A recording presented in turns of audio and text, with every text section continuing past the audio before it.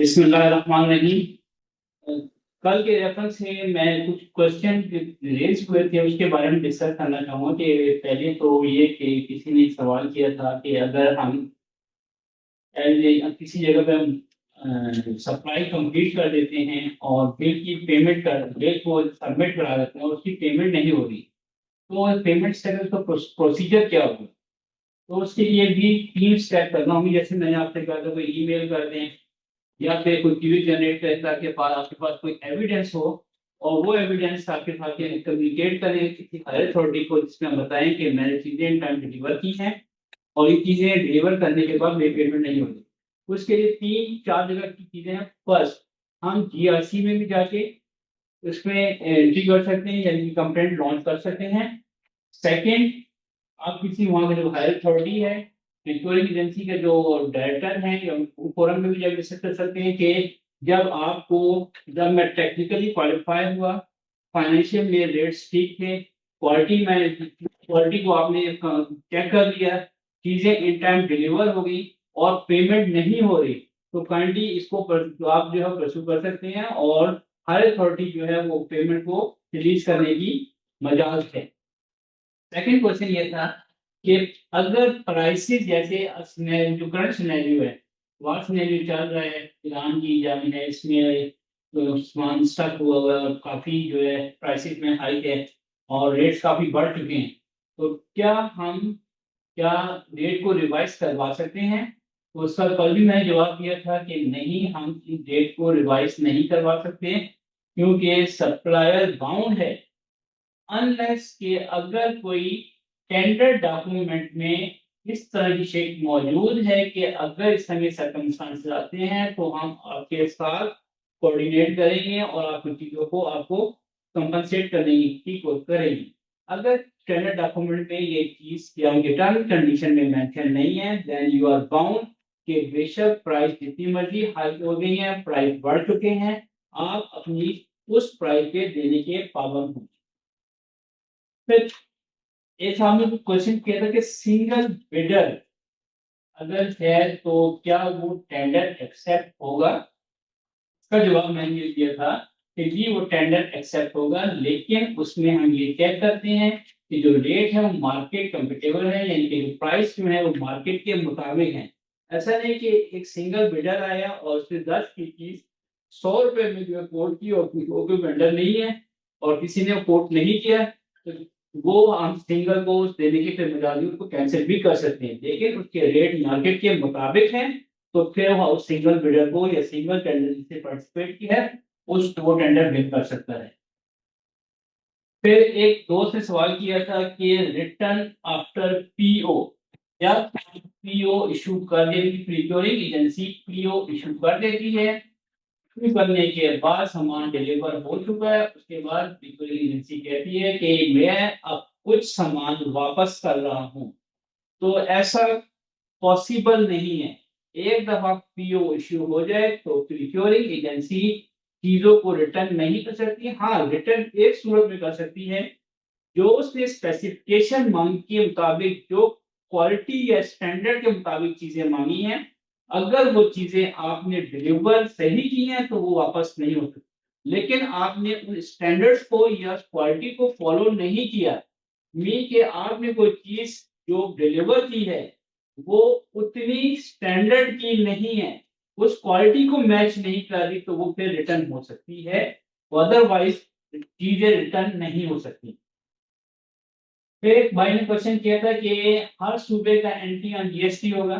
तो कल शायद एक भाई ने भी जवाब दे दिया था, कि एक दोस्त ने जवाब दिया था कि एनटीएन एक ही होता है, यानी कि हमारा जो है पूरे पाकिस्तान में एनटीएन जो है आपका जो आईडी कार्ड है उसके ऊपर रजिस्टर्ड होता है, तो आईडी कार्ड का यूनिक नंबर है, तो आपका एनटीएन नंबर 1 होगा।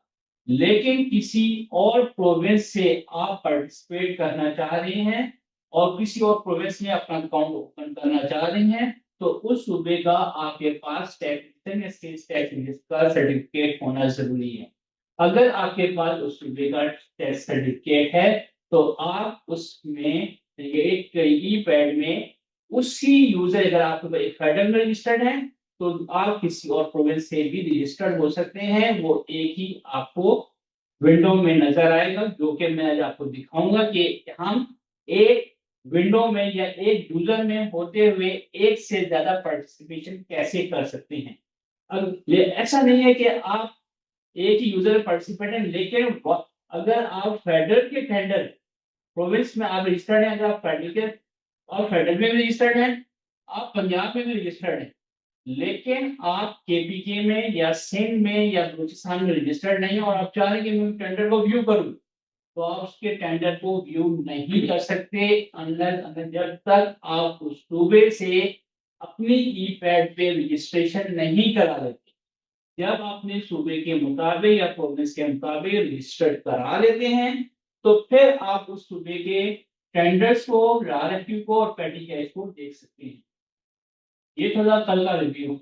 अब किसी भाई ने कोई क्वेश्चन से बारे में रिलेटेड कोई क्वेश्चन करना है तो पूछ ले, वरना हम आज का नया लेक्चर अपना स्टार्ट करते हैं। अब हम आते हैं इंट्रो की तरफ। इंट्रोडक्शन है, पहले हमने ये कहा था कि ई पैड। ई पैड एक ऐसा सिस्टम है जो गवर्नमेंट परचेजर को एक डिजिटल प्लेटफॉर्म प्रोवाइड करती है। मीन के आप उनके साथ एक बाइंडिंग में आ जाते हैं। रजिस्ट्रेशन का मतलब है कि अब आप किसी भी इदारे में, अगर आप फेडरल में रजिस्टर्ड हैं, तो फेडरल से रिलेटेड जितने भी इंस्टीट्यूशन, डिपार्टमेंट, मिनिस्ट्रीज, जितने भी जो ऑल से रिलेटेड जो सिस्टर कंसर्न डिपार्टमेंट हैं, उनसे जो रिलेटेड हैं, उनमें अपने पार्टिसिपेशन के आपके पास राइट हैं। इसके अलावा हमें देखना है कि ये बेसिकली पर्पस क्या है। ये ट्रांसपेरेंसी प्रोवाइड करता है। ऑनलाइन बिल्डिंग के रजिस्ट्रेशन का तरीकेकार क्या है, हम इसके बारे में पढ़ेंगे। इसमें आज मैं आपको वर्जन 1 और वर्जन 2 यानी कि V1 और V2 के इंटरफेस को भी दिखाऊंगा कि V1 का इंटरफेस क्या है, V2 का इंटरफेस क्या है। इसमें V1 को देखने में बहुत सिंपल नजर आ रहा है, लेकिन V2 इतना सिंपल नहीं है। कुछ दोस्तों का ख्याल है कि जस्ट हम जो चीजें को एंटर करेंगे, अपलोड कर देंगे, लेकिन सिनेरियो जो है वो V2 में चेंज हो चुका है। लेकिन तब V2 का फायदा क्या है, इसका इंटरफेस बहुत बेहतर है, कंप्लायंस सिस्टम है, इसमें चीजें ज्यादा ट्रांसपेरेंट है, इसमें चीजें आपको रेट भी के बारे में पता चलेगा, जो रेट आपने कोट किए, लिस्ट कौन है, कितने वेंडर ने पार्टिसिपेट किए, तमाम चीजें आपको V2 में नजर आएंगी। अब इसमें रजिस्टर्ड कौन हो सकते हैं, मैंने कल ही बताया था कि इंडिविजुअल, सोल प्रोप्राइटरशिप, एओपी और कंपनीज, चार जो लोग हैं या चार इस तरह की इंडिविजुअल बॉडीज हैं, वो अपने आप को ई पैड पे रजिस्टर्ड करा सकती हैं। कौन कौन से प्रोविंसेस हैं, पंजाब, केपीके, सिंध, बलूचिस्तान, एडीके, गिलगित बल्तिस्तान, ये तमाम के तमाम अपने आप को, ये जो है इनके आप सिंगल अगर यूजर हैं, अगर सपोज आप एबीसी कंपनी है, आप फेडरल में रजिस्टर्ड होना चाहते हैं, सेम उसी इंटरफेस में आप पंजाब में रजिस्टर्ड होना चाहते हैं, सिंध में, बलूचिस्तान में, एजेके में, तो तमाम की तमाम चीजें जो है आपको इंटरफेस में नजर आएंगी, जो कि मैं अभी 2 मिनट ये कंप्लीट कर लूँ फिर आपको दिखा। बेसिक डॉक्यूमेंट क्या है, बेसिक डॉक्यूमेंट यही है, मैंने कल ही बताया था कि आपको पाकिस्तान का शहरी होना जरूरी है, मीन एनआईसी। अगर आप एनआईसी आपके पास है, इनकम टैक्स, सेल्स टैक्स, आपका ईमेल, वैलिड ईमेल और मोबाइल नंबर एक्टिव होना जरूरी है। अगर आपने एक अकाउंट ओपन कर लिया, उसमें कोई ईमेल या अपना मोबाइल नंबर आपने उसमें यूज किया है, अगर दोबारा किसी और नाम से रजिस्टर्ड हो रहे हैं और ईमेल और मोबाइल नंबर यूज करेंगे, तो वो मोबाइल नंबर और ईमेल दोबारा यूज नहीं होगा। सिस्टम आपको शो कर देगा कि दिस ईमेल और mobile name is already exist, कि ये ऑलरेडी इस्तेमाल हो चुका है। लिहाजा अगर आप एबीसी के बजाय सीडीई कंपनी को रजिस्टर्ड कर रहे हैं, तो उसके लिए अपना ईमेल और मोबाइल नंबर का को डिफरेंट रखना होगा। हम इंडिविजुअल की requirement, CLC, email, bank account और बैंक प्रोफाइल। सोल प्रोप्राइटरशिप के लिए हमने कहा बिजनेस का प्रूफ होना जरूरी है। इंडिविजुअल तो सिंपल सी चीजें, 3-4 चीजें ऐड करेंगे, आपका अकाउंट खुल जाएगा। इसी तरह एओपी के लिए आपका पार्टनरशिप डीड काउंट जरूरी है, पार्टनर का सीएनएससी का, एनपीएन का, अथॉरिटी लेटर, एसएसपी के लिए ये तमाम चीजें आपके पास मौजूद हैं, तो आप अकाउंट अपना खोल कर सकते हैं, आप अकाउंट को अपना अकाउंट रजिस्टर्ड करा सकते हैं। कंपनी के लिए एससीसीपी के registration, NTN, board registration, board regulation, bank statement, account होना जरूरी है। ये तमाम चीजें नोट कर लें, क्योंकि ये हमारे अकाउंट ओपन करते हुए काम आएंगी, ना सिर्फ अकाउंट ओपन करते हुए काम आएंगी। अब जो नया सिस्टम है, ये चीजें हमें साथ साथ जब क्राइटेरिया को हम डिफाइन करेंगे, इंटरफेस में मैं आपको दिखाता हूँ, जब हम क्राइटेरिया को डिफाइन करेंगे तो उसमें भी बेसिक रिक्वायरमेंट है कि अपना NTN, GST, NIC, bank statement या सर्टिफिकेट, फिजिकल सर्टिफिकेट, या आपका जो है इसका पीसी सर्टिफिकेट वाला तमाम चीजें जो है इसमें आप अपलोड करेंगे। अब बेसिक रिक्वायरमेंट हो चुकी है। V2 की बात करूं, V1 की बात नहीं कर रहा, जो उसमें क्राइटेरिया डिफाइन है उसमें भी डॉक्यूमेंट की जरूरत होगी। इसलिए आपका एनटीएन, जीएसटी एक्टिव होना हर वक्त जरूरी है। अगर आप किसी सिविल वर्क में काम कर रहे हैं तो पीईसी का रजिस्टर्ड जो आपका जो है पीईसी का रजिस्ट्रेशन है वो भी आपकी अपडेट होना जरूरी है। अगर आप इंपोर्टर हैं तो वीपॉक आपका जो है अपडेट होना जरूरी है। आपका लाइसेंस एक्सपायर नहीं होना चाहिए। अगर आप मेडिसिन से रिलेटेड हैं, ड्राइव, आप उसका आपकी चीजें हैं वो मुकम्मल हो, ये तमाम की तमाम चीजें होंगी तो आप अकाउंट ओपन कर सकेंगे। इसके लिए बेस्ट यही है, आप अपना एक प्रोफाइल पहले ही जनरेट कर लें। प्रोफाइल में क्या क्या चीजें हैं, आज मैं एक प्रोफाइल भी आपको दिखाऊंगा, टेंडर डॉक्यूमेंट में टेक्निकल चीजें क्या हैं वो भी आपको दिखाऊंगा। तो अब आते हैं हम इंटरफेस की तरफ। पहले मैं दो चीजें दिखा दूं, लाइक कॉमन चीजें क्या हैं। अब आप पंजाब को देख रहे हैं, इसमें बेसिक रिक्वायरमेंट क्या है, NIC, NTN, active email, bank account, address, ये तमाम कॉमन है। इसी तरह सेम अगर आप सोल प्रोप्राइटर की तरफ आए, एओपी की तरफ आए, कॉमन करेंगे कि ये तो डॉक्यूमेंट कॉमन है। अगर हम एक किसी सूबे में किसी एक प्रोविंस में अपने आप को रजिस्टर्ड करते हैं तो दूसरे डॉक्यूमेंट भी सेम, ऑलमोस्ट तकरीबन सेम होते हैं। इसलिए अगर हम एक सूबे का या प्रोविंस का भी रजिस्ट्रेशन का प्रोसेस दिखाते हैं तो बाकी भी तकरीबन ऑलमोस्ट वैसी ही है, उससे मिलते जुलते। ये एक इंटरफेस है, इसमें अब मैं आपको दिखा दूं कि इसमें फेडरल और पंजाब एक सिंगल यूजर में नजर आ रहे हैं। अगर यही साफ जिनको मैंने यहाँ पे इंटरफेस दिखाया है, अगर इनके पास केपीके का सेल्स टैक्स होता तो अपने आप को केपीके में रजिस्टर कराते, तो यहाँ पर इनको एक विंडो और नजर आती केपीके की। अगर वो बलूचिस्तान से रजिस्टर्ड होते, वहां पे भी होते, बलूचिस्तान के भी होता तो अपने आप को ई पैड पे बलूचिस्तान में रजिस्टर्ड कराते। उसके लिए आपको यहाँ पर एक विंडो और नजर आती। मेन के ये विंडो बढ़ती जाती है, उसका वॉल्यूम आपको इंटरफेस में तमाम चीजें नजर आती। अब हम इसमें काम कैसे करते हैं, ये इंटरफेस है, एक डैशबोर्ड आ गया। डैशबोर्ड में आके हम देखते हैं कि यहाँ पे सप्लायर मैनेजमेंट, सप्लायर मैनेजमेंट जाके एक्टिव प्रोक्योरमेंट में जाना है। ये एक तो मैंने आपको इंटरफेस व्यू कराया। अब मैं अकाउंट ओपन करने का तरीकेकार से कहूंगा। सबसे पहले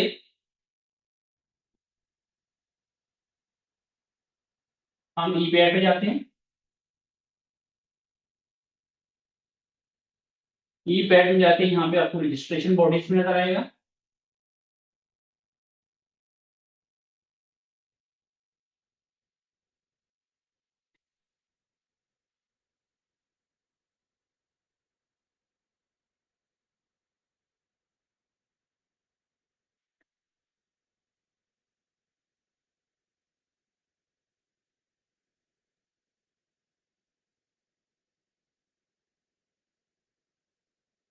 उसके बाद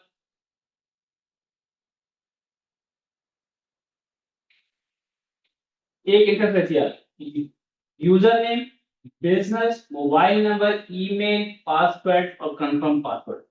जब आप इसमें एंटर करेंगे और क्लिक करेंगे तो वो कहेगा कि जी आप रजिस्टर्ड हो गए। किस नाम पे? यहाँ पे हम यूजर ले रहे हैं, लेकिन V2 जो है उसमें यूजर नहीं होता बल्कि मोबाइल नंबर होता है। फर्क पहला ये हो, जब आप क्लिक करेंगे जस्ट रजिस्टर्ड की तरफ, तो उसमें जाकर जब रजिस्ट्रेशन की तरफ आप आएंगे तो एक लिंक आपके ईमेल में आएगा।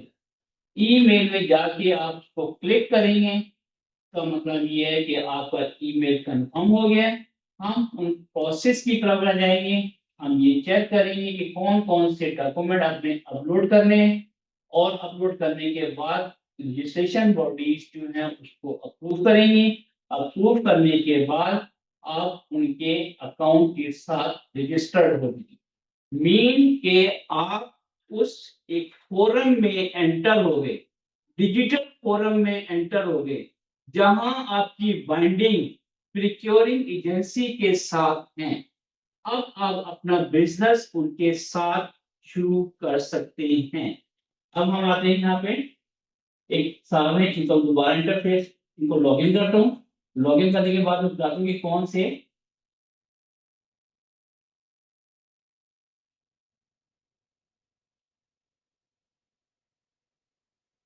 अब ये फेडरल के साथ, ये पंजाब के साथ।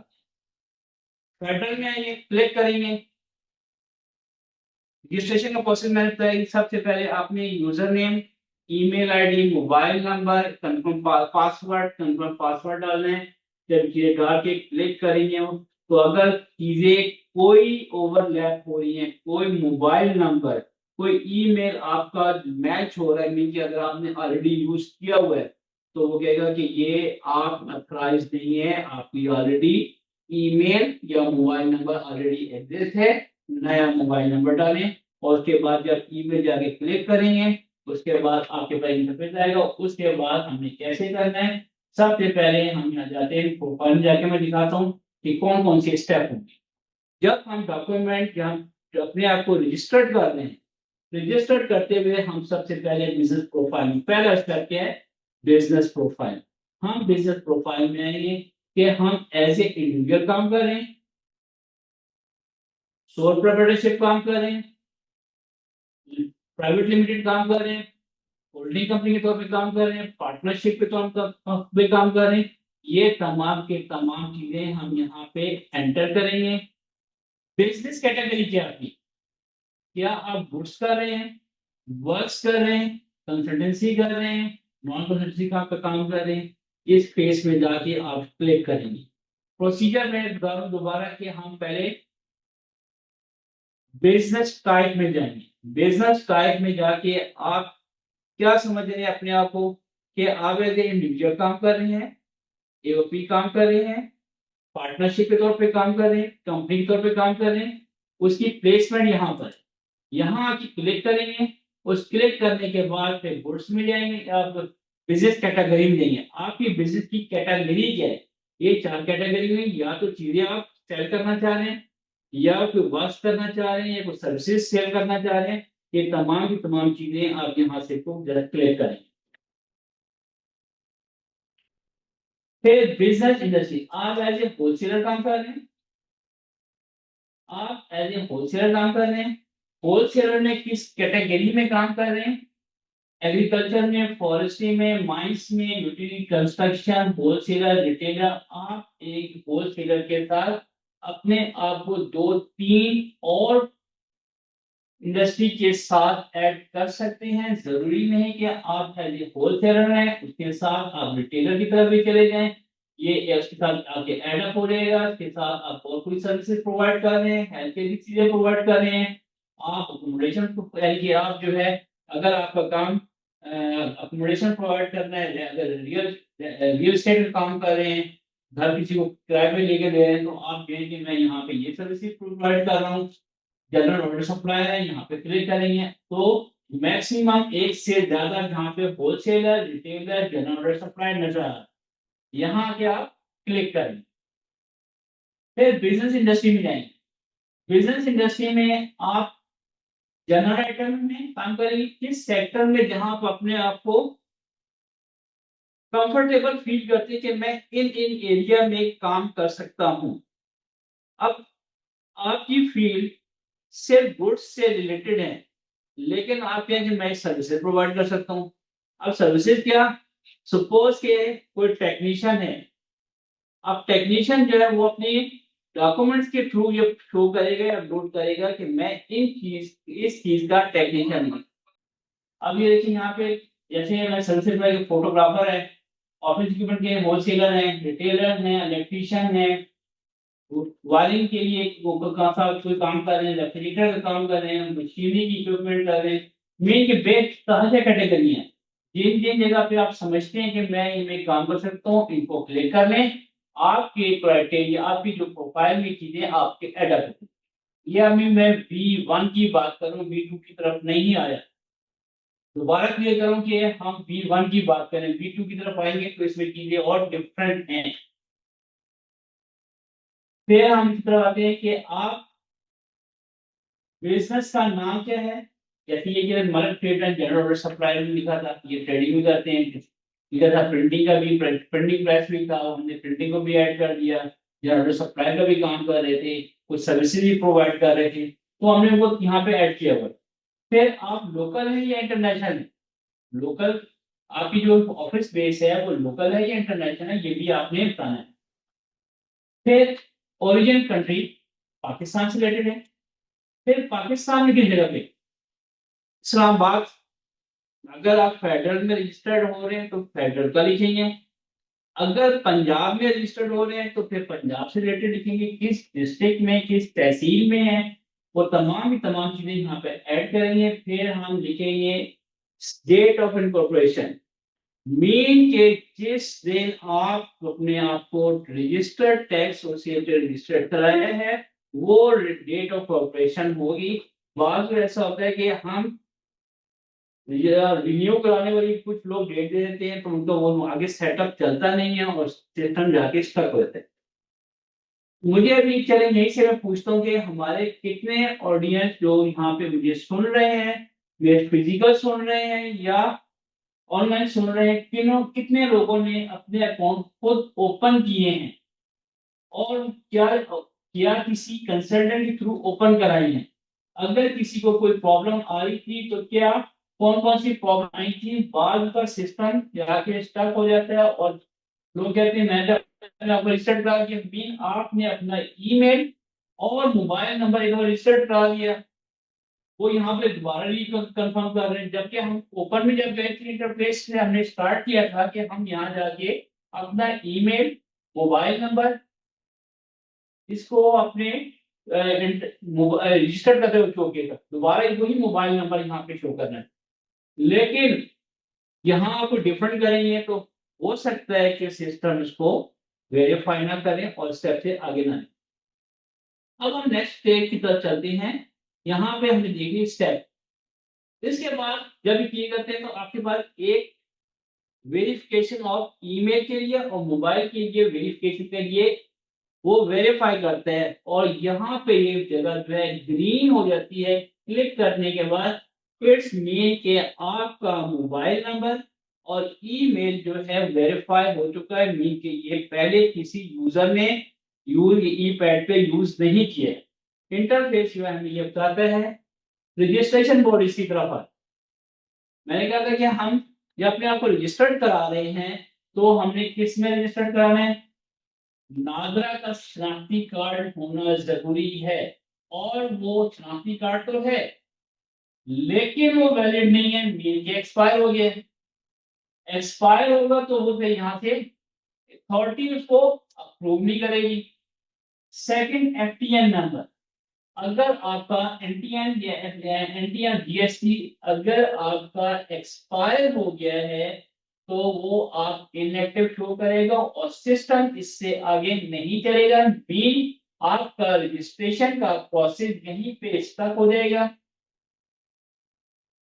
अगर आप इनके अलावा कोई चीजें और ऐड करना चाह रहे हैं, ऐड डॉक्यूमेंट, तो हम रजिस्ट्रेशन बॉडी में जाके, जैसे ये नजर आ रहा है, अपने आप को जैसे हम मेडिकल में करना चाह रहे हैं, ट्रैक सर्टिफिकेट है। अगर आप, मैंने आपसे कहा था कि केपीके में रजिस्टर्ड होना चाह रहे हैं, केपीके का यहाँ पे सर्टिफिकेट हम ऐड करेंगे और हमारा सिस्टम यहाँ पे एक्टिव डेवलप करेगा। एक्टिव करेगा तो इसका मतलब है कि आप जो है पंजाब के साथ केपीके में भी रजिस्टर्ड हो गई। हमने क्या करना है, एक्सटर्नल बॉडी में जाके इनके जैसे केपीके का है, नागरा का registration, SEP certificate, PC certificate, AGPR government AG Balochistan के साथ, इनके सिंध के साथ, पंजाब के एनटीएन जो ये तमाम के तमाम डिपेंड कर रहा है कि ये साहब से पंजाब में, इसलिए उन्हें दूसरे सूबों की, क्योंकि वहां पे काम नहीं करना चाह रहे, तो उन्होंने अपने आप को सिर्फ पंजाब में और फेडरल में रजिस्टर्ड कराया। अगर ये साहब जिनका मैं आपको इंटरफेस दिखा रहा हूं, इन साहब अगर सिविल वर्क में काम कर रहे होते तो इनको पीईसी का सर्टिफिकेट भी लाजमी अटैच करना था। अगर वो अटैच नहीं करते तो आगे रजिस्ट्रेशन प्रोसेस हो जाता, क्योंकि उन्होंने अपने आप को एज ए वर्क में रजिस्टर्ड कराया है और डॉक्यूमेंट पूरे नहीं ना मुकम्मल है तो आगे प्रोसेस नहीं चले। रजिस्ट्रेशन बॉडी के बाद हम आते हैं डेट ऑफ रजिस्ट्रेशन। अगर जिस बॉडी को रजिस्टर्ड करा रहे हैं उसकी रजिस्ट्रेशन डेट क्या है, जैसे हमने बताया कि हम देखते हैं ड्रैफ्ट में, नागरा में, एफटीएन में, आईसीसीबी में, पीईसी में, एजीपीआर गवर्नमेंट पंजाब में कहाँ कहाँ रजिस्टर्ड हैं, इन सब की चीजों को किस दिन रजिस्टर्ड हुए हैं वो तमाम चीजें यहाँ पर आपको बतानी होंगी। फिर हम आते हैं सपोर्टिंग डॉक्यूमेंट। अकाउंट ओपनिंग में पहला स्टेप ये था, अकाउंट हमने कैसे स्टार्ट करना है, बिजनेस प्रोफाइल को कैसे अपडेट करना है, वन टाइम वेरिफिकेशन कैसे होगी, रजिस्ट्रेशन बॉडी में जाकर कौन से डॉक्यूमेंट अपलोड कर रहे हैं। अब सपोर्टिंग डॉक्यूमेंट हमें चाहिए।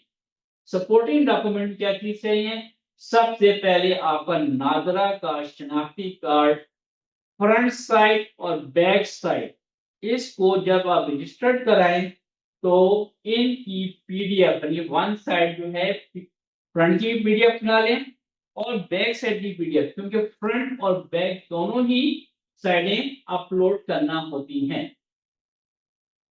फिर एफबीआई का जो लेटेस्ट सर्टिफिकेट है, जीएसटी का जो सर्टिफिकेट है, वो भी आपको अपडेट करना है।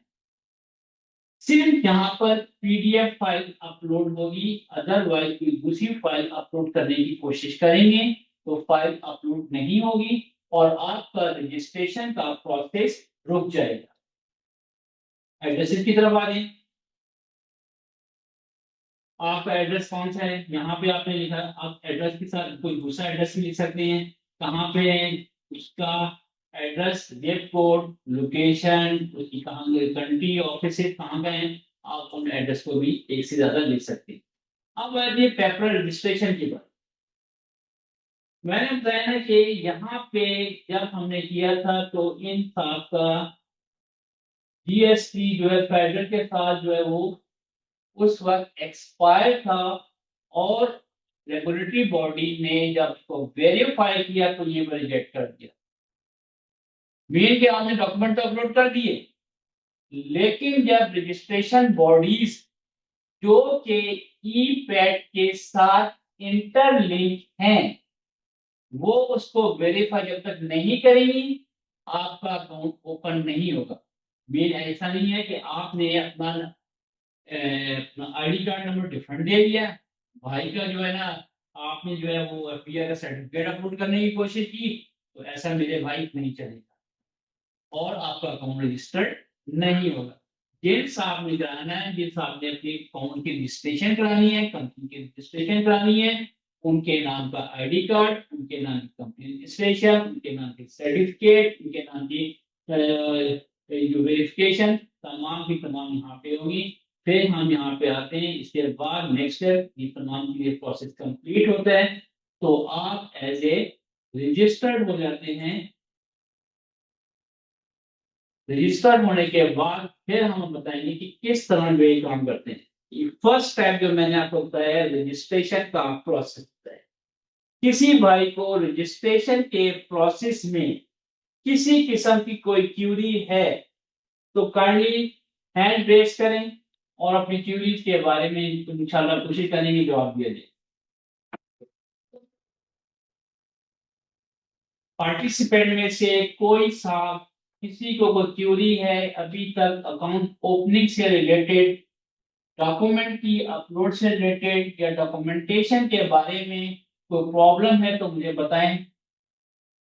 सर इंडिविजुअल और सोल में क्या जी इंडिविजुअल और सोल प्रोप्राइटर? मैंने आपको बताया था, ये अभी आपको दिखाया तो इंडिविजुअल क्या है, NIC, NTN, email, bank account address, ये रिक्वायरमेंट। डिफरेंस क्या है? इंडिविजुअल एक हो, उसके लिए आपकी सर्टिफिकेट इनकॉर्पोरेशन की जरूरत होती है। उसके बाद अगर हम सोल प्रोप्राइटर में अगर कोई वर्क का काम कर रहे हैं तो उसने अपनी कैटेगरी को डिफाइन करना है। अगर कोई एक्सपर्टीज जो अपनी एक्सपर्टीज है उसके सर्टिफिकेट को ऐड करता हूँ। सोल प्रोप्राइटरशिप जो है इंडिविजुअल जो है, सपोज आप काम कर रहे हैं, इन केस कोई मिसहैप होता है, आप जो है अपना काम छोड़ देते हैं तो आपकी जगह पे कोई दूसरा काम नहीं कर सकता ना। मीन के वो रजिस्ट्रेशन बड़ी एनटीएन तो आपको यूज होना है, अगर वो एक्टिव नहीं रहा तो आप ये आपका बेटा काम नहीं कर सकते ना। तो प्रोप्राइटरशिप में अगर आप रजिस्टर्ड कराएंगे इसका मतलब है कि एओपी के साथ अगर आप होंगे आपकी लीड बनेगी कि यार ये काम करेगा, तो आपकी जो चीज ठंडी और ट्रांजेक्शन हो जाती है। जी अंसार सोल में भी तो एक ही बंदा होता है ना? एक सोल में भी एक ही बंदा, एक ही होता है, लेकिन इंडिविजुअल में भी एक ही एक ही होता है। सोल ट्रांसफरेबल होता है। जी नहीं, सोल ट्रांसफर नहीं, कोई भी ऐसी नहीं है, दोनों में एक ही सेम ऐसी होता है ऐसे। जी अंसारी साहब, मैं आपको अंसारी साहब। सर सर मेरा क्वेश्चन ये है कि अब मैं तो एक कंपनी में काम कर रहा हूँ, लेकिन मुझे ये सारा लर्न करना है प्रोसेस। कंपनी के हेड ऑफिस ने इसकी रजिस्ट्रेशन करवा ली ई पैड पे। अब मुझे अपनी लर्निंग के लिए चीज़ें प्रैक्टिकल गो थ्रू करना है, या तो कोई ऐसा प्लेटफॉर्म दे जिससे हम इसको प्रैक्टिस कर सकें, या कोई पावर पॉइंट हो जिसमें स्टेप बाय स्टेप चीज़ें आए ताकि हमारी लर्निंग तो हो। जी मैंने स्टेप बनाए हैं, आपको बताता हूँ, ये देखें, ये अभी लेक्चर 2 में आपको बताता हूँ कि रजिस्ट्रेशन फ्लो चार्ट बनाए हैं मैंने। ये फ्लो चार्ट मैं आपके साथ शेयर करूंगा, जैसे कि अगर आपने रजिस्टर्ड होना है तो रजिस्ट्रेशन बॉडी में कौन कौन से पार्ट्स आ रहे हैं, फिर रजिस्ट्रेशन के लिए कौन कौन सी चीजें होंगी, ये तमाम फ्लो चार्ट्स आप देखेंगे। आप इसको देखने के बाद इस स्टेप को फॉलो करेंगे तभी अपना अकाउंट आराम से ओपन कर सकते हैं। जबरदस्त, थैंक यू वेरी मच। जी सर। और फिर भाई किसी का क्वेश्चन? जी ये आईफोन भाई साहब करंटली आप एक तो अपना नेम रीनेम कर लीजिएगा, अपना क्वेश्चन कीजिएगा प्लीज सर से, ठीक आपने है सर, हैंड रेज सलाम किया हुआ था। अलैकुम सर। अच्छा सर, मेरा एक क्वेश्चन है। सर मुझे यहाँ पे एक चीज़ समझ नहीं है, आपने यहाँ पे बताया कि हम लोग अगर ई पेड पे खुद को रजिस्टर कर रहे हैं, मिसाल के तौर पर एज अ कंपनी मैंने यहाँ पे बलूचिस्तान में BPPRA के साथ काम कर रहा हूँ, तो यहाँ पे जब मैं रजिस्टर करूँगा खुद को तो मेरे पास जो ई पेड्स पे काम आएंगे टेंडर्स वो भी बलूचिस्तान के मुताबिक होंगे या फेडरल भी आएंगे? नहीं नहीं, अगर आप फेडरल में रजिस्टर्ड होते तो आपको फेडरल नजर आएगा। अगर आप, मैं आपको दिखाता हूँ, एक मिनट, ये जो मैं स्टार्टिंग में आपको इंटरफेस एक दिखाया था इंसाफ का, तो इसमें दो चीजें थी। मैंने एक, अभी आप इसको चेक करें, फिर मैं आपके साथ शेयर करता हूँ कि ये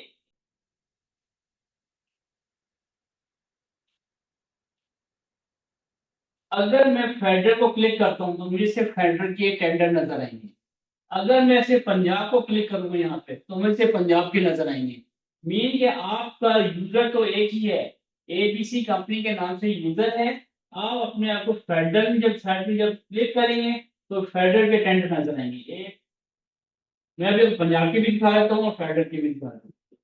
यहाँ पे टेंडर मैनेजमेंट में जाएंगे, डैशबोर्ड में जाएंगे, एक्टिव प्रोक्योरमेंट में जाएंगे, एक्टिव टेंडर में आप जाएंगे। अब ये जो आप जितने टेंडर नजर आ रहे हैं ये बेशक कहाँ पर है, डीजी फंड में नजर आ रहे हैं, लेकिन ये कौन सा है, स्टेट लाइफ। स्टेट लाइफ जो है वो रजिस्टर्ड है फेडरल से, वो फेडरल की गारंटी है। अब वो किसी जगह भी है, वो कराची में है, लाहौर में है, बलूचिस्तान में, पेशावर में, गिलगित बल्तिस्तान में है, आजाद कश्मीर में, कहीं भी है, तो वो आपको फेडरल में नजर आएगी। वो बॉडी या वो मिनिस्ट्री से रिलेटेड सब इदारे जो कि फेडरल से रिलेटेड है वो आपको सिर्फ फेडरल में नजर आएंगे, बेशक वो पंजाब में ही क्यों ना हो। सिंपल मैंने एग्जांपल दिया, डीजी खान में चले गए, लेकिन मुझे फेडरल में नजर आ रहा है क्योंकि स्टेट लाइफ जो है वो रजिस्टर्ड है कहाँ पे, फेडरल में रजिस्टर्ड है। सपोज मैं एक यूनिवर्सिटी की एग्जांपल देता हूँ, एक एग्जांपल जो है कौन सा यूनिवर्सिटी एग्जांपल दे रहा हूँ। कौन सी यूनिवर्सिटी के 7 कैंपस हैं। एक कैंपस जो है उनका इस्लामाबाद में मेन कैंपस है, दूसरा कैंपस उनका लाहौर में भी है, बिहाड़ी में भी है, साहिवाल में भी है, एबटाबाद में भी है, अटक में भी है, वाह में भी है। अब वाह, एबटाबाद, बिहाड़ी, लाहौर कोई भी है वो अपने टेंडर को चेक करना चाहेगा, वो आपको सूबे में नजर नहीं आएगा बल्कि फेडरल में नजर आएगा, क्योंकि फेडरल ये जो यूनिवर्सिटी है वो फेडरल के अंडर काम कर रही है या ministry of science and technology के अंडर काम कर रही है, क्योंकि वो फेडरल में आता है। तो फेडरल वो किसी भी सूबे में फेडरल का इदारा होगा, तो फेडरल की चीजें सिर्फ सूबे में जाके देखेंगे तो सिर्फ फेडरल में ही नजर आएंगी। अगर आप पंजाब में देखना चाह रहे हैं तो हम इंटरफेस को दोबारा बैक की तरफ जाते हैं और मैं आपको पंजाब की तरफ लेके जाता हूं।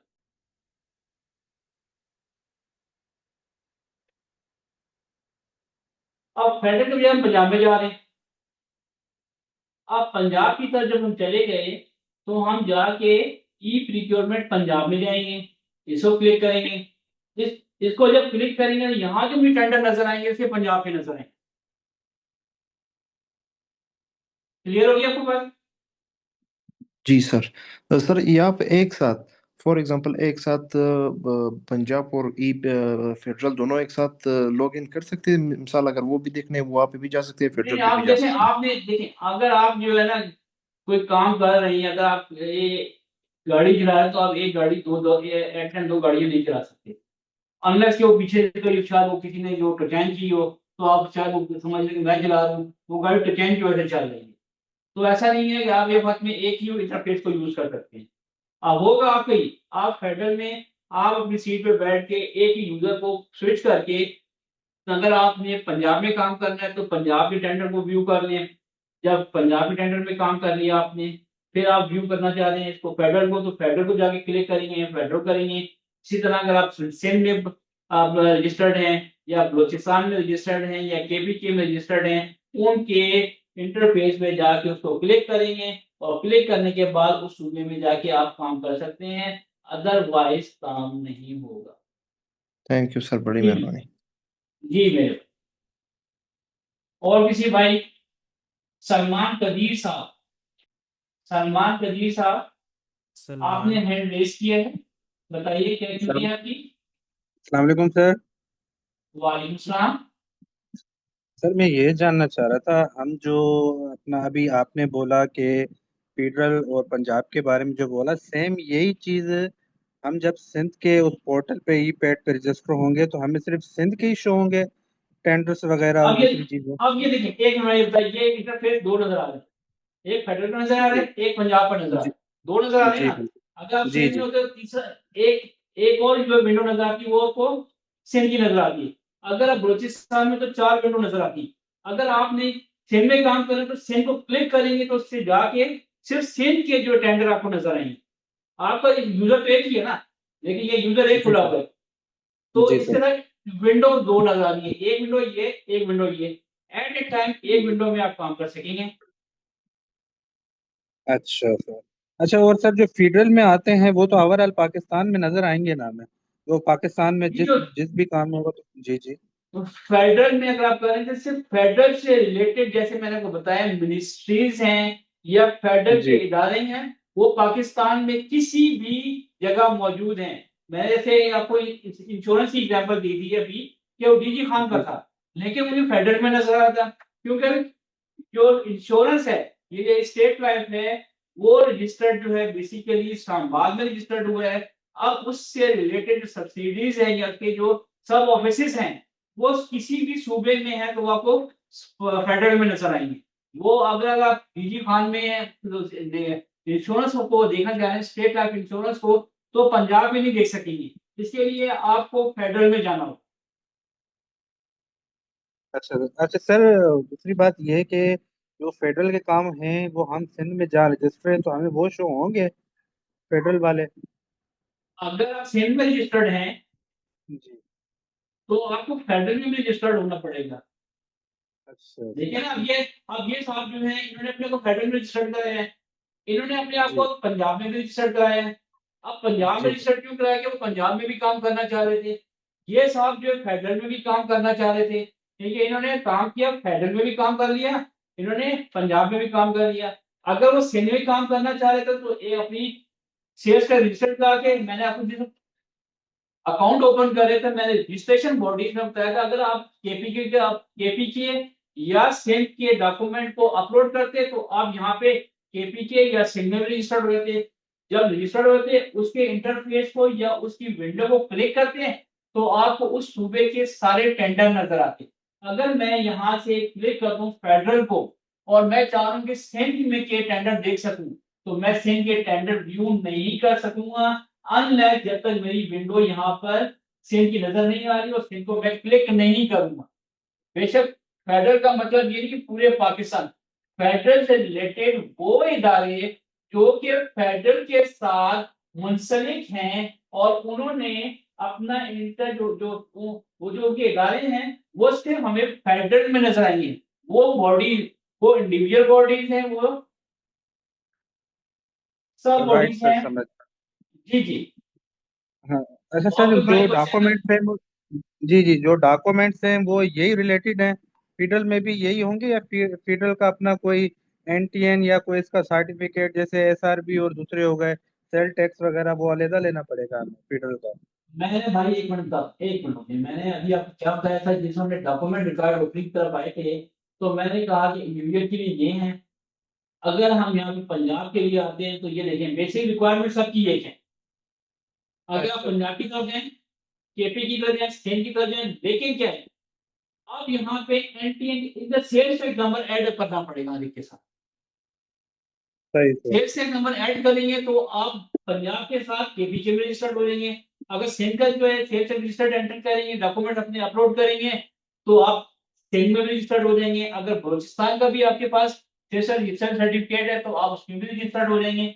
मेन कि आपको एक से ज्यादा विंडो यहाँ पे नजर आना शुरू हो जाएगी अगर आप उस सूबे में रजिस्टर्ड हैं और आपने अकाउंट ओपन करते हुए आपने ये चीजें एंटर की हैं तो आप नजर आएंगे।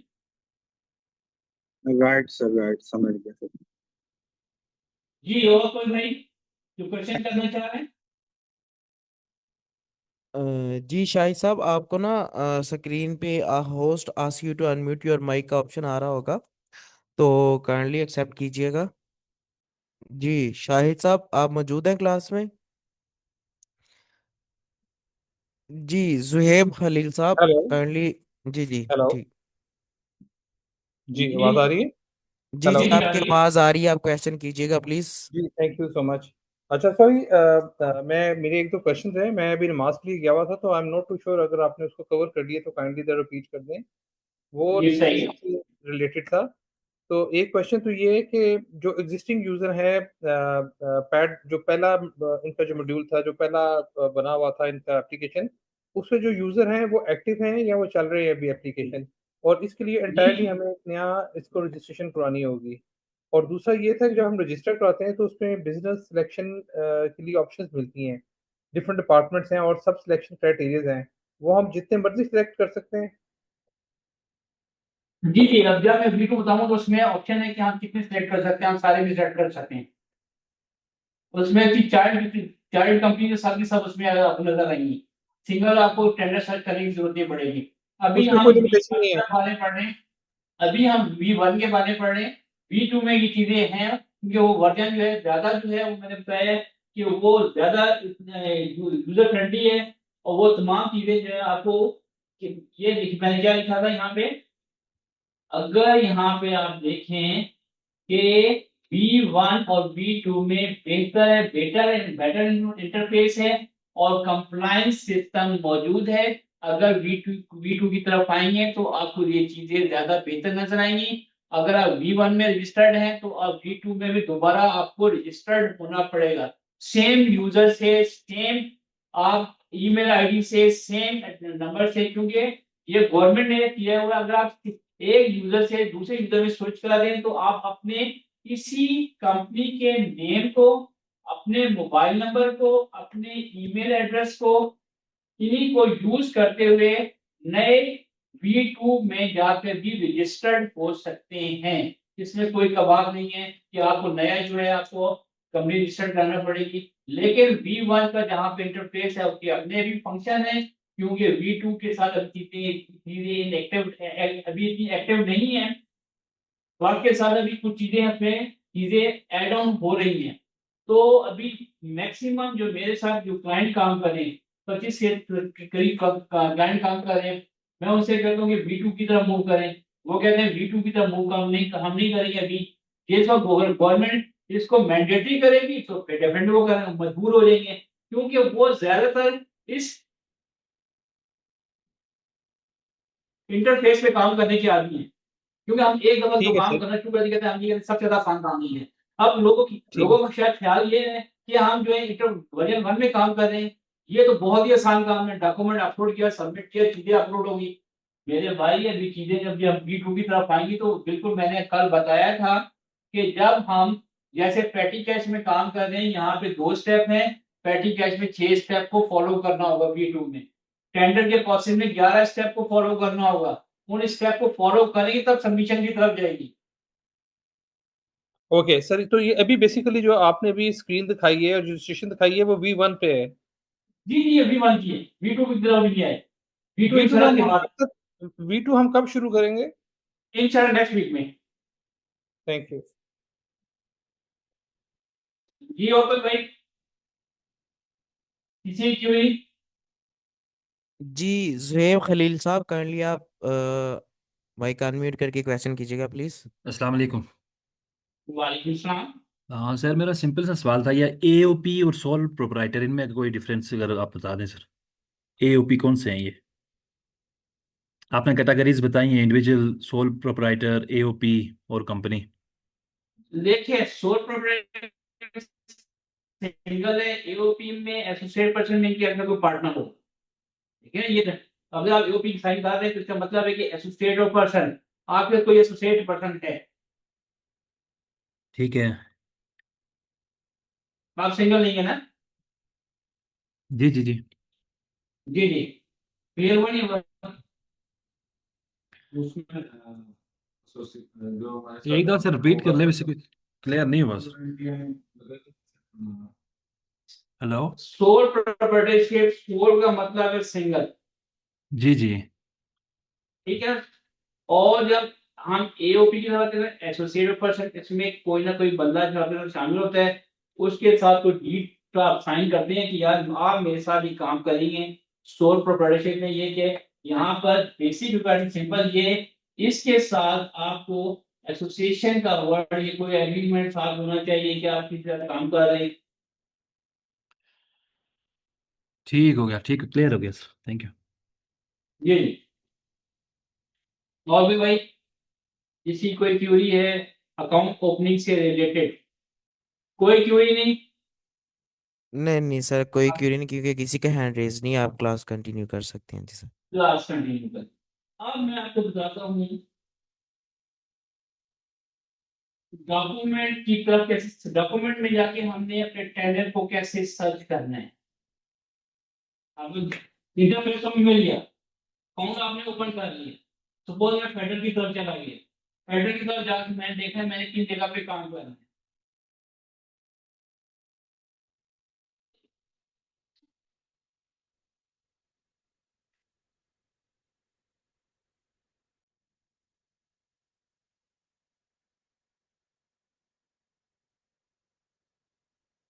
आपका जब इंटरफेस आपका अकाउंट ओपन हो जाएगा, आपको इस तरह का एक डैशबोर्ड नजर आएगा। इन डैशबोर्ड में जाकर आपने सप्लायर मैनेजमेंट में जाना है। सप्लायर मैनेजमेंट में जाकर आपके पास एक्टिव प्रिक्योरमेंट नजर आएगी। एक्टिव प्रिक्योरमेंट जाने में जाके आपको एक्टिव टेंडर और एक्टिव पैटी कैश या RFQ नजर आएंगे। सपोज हम स्टार्ट करते हैं पैटी कैश, टेंडर का प्रोसेस सिंगल स्टेज है, सिंगल डेवलप है, सिंगल शेड्यूल डेवलप है, इनके डॉक्यूमेंट्स कैसे रेडी करने हैं उसमें टाइम लगेगा। तो मैं आपको पहले पैटी कैश और आरएफपी के बारे में बताता हूँ। ये प्रोसीजर इतना लेंथी नहीं है। जिसको मैंने क्लिक किया, अब मुझे पैटी कैश नजर आना शुरू होगा। पैटी कैश नजर आना शुरू हो गया। मैं ये चेक करूंगी ये कौन कौन से पैटी कैश हैं, किस किस जगह की पब्लिक लाइक। सबसे पहले प्रिक्योरमेंट और यूनिफॉर्म किसने परचेज करना है? एयरपोर्ट सिक्योरिटी फोर्स ने फैसलाबाद में। अब फैसलाबाद के अंदर इसलिए आ रहा है कि जो एयरपोर्ट सिक्योरिटी है वो रजिस्टर्ड कहाँ पे? वो फेडरल में रजिस्टर्ड है, पंजाब में रजिस्टर्ड नहीं है। अगर वो वहां पे जरूरत है ऑफिस का वहां पे होगा, टेंडर में वहां से डाले, लेकिन फेडरल में जाके बोर्ड से है। अल्टरनेट मेथड है पैटी कैश। पैटी कैश का मतलब है कि जो चीज उन्हें चाहिए वो 1 लाख से कम है, आप उसको जाके यहाँ पे क्लिक करेंगे। सपोज मैं इसमें काम करना चाह रहा हूँ, इसमें जाकर मैं क्लिक करता हूँ।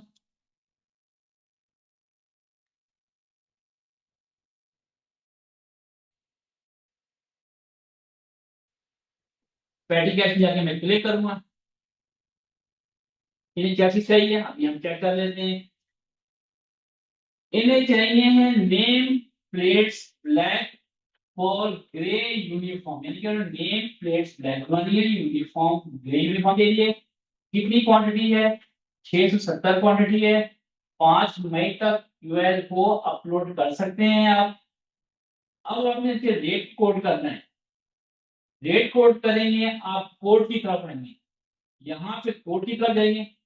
अपना अगर आपने कोई स्पेसिफिकेशन देना चाह रहे हैं तो स्पेसिफिकेशन यहाँ पे आप मेंशन कर देंगे। टैक्स के ऊपर 18% टैक्स डाल के आप सपोज कह देंगे मैं 350 रुपए की दूंगा। 350 की जब मैं यहाँ की करता हूँ, यहाँ पे मुझे नजर आ रहा है कि यहाँ पे मैं जैसे सेव करूंगा, यहाँ पे मैं इसको क्लिक करूंगा, एक्नॉलेज करूंगा, हाँ मैं दूंगा स्पेसिफिकेशन, यहाँ पे मैं ऐड कर देता हूँ, सेव पे जाता हूँ। अच्छा, अब जब मैंने सेव पे गया तो ये अमाउंट 1 लाख से ज्यादा बन रही थी। अगर 1 लाख से ज्यादा बनी का मतलब है कि ये पेटी कैश मैं इसको 1 लाख की लिमिट में करूँ, यानी जो मैंने रेट डाली है मेरे रेट हाई हैं, या जो उन्होंने चीजें मांगी है उसके रेट कम है। इट्स मीन कि मैं 350 से कम करके सपोज मैं 200 की तरफ 200 की तरफ मैं आता हूँ, सेव करने की कोशिश करता हूँ। अभी भी 1 लाख से ज्यादा है। इसका मतलब ये क्वांटिटी कितनी थी? क्वांटिटी यहाँ पे 670 है। इसको मैं 150 कर देता हूँ। 150 करने से सेव की तरफ जाता हूँ, अभी भी 1 लाख से ज्यादा है। मैं 100 की तरफ चला जाता हूँ कि ये 100 भी। अगर ये 1 लाख से ऊपर जैसी अमाउंट जाएगी पेटी कैश केसेज है वहीं पे रुक जाएगी। अब मैं कुछ सेव करूंगा, ये सेव होगी। सेव होने का मुझे नजर आ रहा है कि ये 79,000 की है। जब तक मैं इसको सबमिट नहीं करूंगा ये आगे केस प्रोसेस नहीं होगा। आपने क्या करना है? कोड करना है। पैटी कैश में ख्याल ये करना है कि जो आपने प्राइसेस डाली हैं वो प्राइसेस उस क्वांटिटी से जब मल्टीप्लाई होंगे टैक्स डाल के 1 लाख रुपए से ऊपर जैसी जाएगा वो petty cash is converted to RFQ, क्योंकि आरएफक्यू में अपलोड ही नहीं किया। उनका उनका बजट इसमें क्या होगा? 1 लाख रुपए तक। अब 1 लाख में किस मार्जिन में है? 80 है, 85 है, 90 है, 100, नो बडी कैन। अब डिपेंड कर रहा है जो आप रेट कोड करेंगे, कौन सी पार्टी करेंगे, कितनी पार्टियां कोड करेंगी। पैटी कैश मैंने देखा कि 15-15 20 पार्टियां भी आती हैं, क्योंकि यहाँ से रेट डालने होते हैं। किसका जैक लग गया तो लग गया। ये एक्सक्लूसिव टैक्स है ₹1,00,000 या इंक्लूसिव टैक्स है। अच्छा इंक्लूसिव टैक्स। अच्छा, जो रेट नहीं है उसका जी जी, आपको आप करें ना, या मैंने 67 का रेट डाला इसमें, 100 का रेट है, क्वांटिटी 670 थी। 670 का मतलब है कि मैंने 100 से मल्टीप्लाई किया तो ये 67,000 है। इसमें टैक्स उसने टैक्स ऑटो उठाया हुआ, ऑटो जनरेट हुआ। इसका मतलब ये है कि जो 1 लाख रुपए तक की परचेजिंग उसने करनी है कंपनी एबीसी ने, वो 1 लाख तक की करेगा। अगर अमाउंट से एक्सीड करती है तो वो मैंने देखा वो रेट यहाँ पे एक निशान नजर आ गया कि वो ये पैटी केस है, आगे फॉरवर्ड नहीं हो। जी मेरे भाई, कोई और क्वेश्चन? नहीं नहीं बोल रहे किसी भाई को कोई क्वेश्चन है इसके बारे में तो बताएं। जो है टैक्स किसने देना? उसने गवर्नमेंट ने नहीं, टैक्स आपने देना होगा। मीट के जो आपने रेट डाले हैं, सपोज आप कह देंगे मैं ये चीज दे रहा हूँ, तो इसका मतलब ये है कि कितने रेट सबमिट हुए हैं? 79,000। 100 रुपीज आपने रेट कोड किया, 100 को 67 से मल्टीप्लाई करेंगे तो 67,000 आएंगे। कितने आए? 77,000 रुपए, 67,000 रुपीज आएंगे। लेकिन इसके ऊपर टैक्स है। गवर्नमेंट जब आप बिल जब सबमिट करोगे तो 79,060 का करोगे, इसके ऊपर वो 5% इनकम टैक्स काट लेंगे और 1/5 इस टैक्स का 1/5 काट लेंगे। उसके बाद वो काट पीट के आपको चेक दे देंगे। 1/5 उन्होंने जमा करा दिया, बाकी जो टैक्स है वो आपने सेल टैक्स में जाके एंटर करवाने हैं। तो ये चीजें आपस में इंटरलिंक है।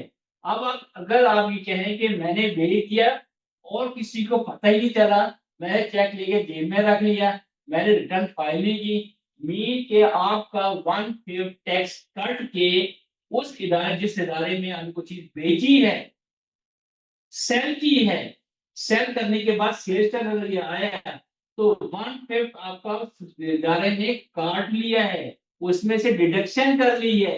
डिडक्शन करने के बाद आपको चेक देगा, डिडक्शन करने के बाद वो पैसे एफबीआर में जमा कराएगा। एफबीआर में इनवॉइस का रिकॉर्ड मौजूद होगा। वो रिकॉर्ड जब अपनी सेल इनवॉइस को, जब अपने सेल टैक्स को रिटर्न को फाइल करेंगे मंथ एंड के ऊपर, तो उसके साथ क्रॉस मैच होगा। समझ गए मेरे भाई? जी मेरे भाई, किसी भाई को यासिर साहब का कोई हैंड रेज हो? जी आपके क्या क्वेश्चन है? यासिर यूनस। जी यासिर साहब, कोई क्वेश्चन आपका या किसी भाई का कोई क्वेश्चन है? जी अस्सलाम वालेकुम सर, मैं ये पूछना चाह रहा था कि जो पेटी कैश है हमारा, इसमें जी लिमिट जी क्या है बेसिकली, कि हम कहाँ तक जा सकते हैं इसमें?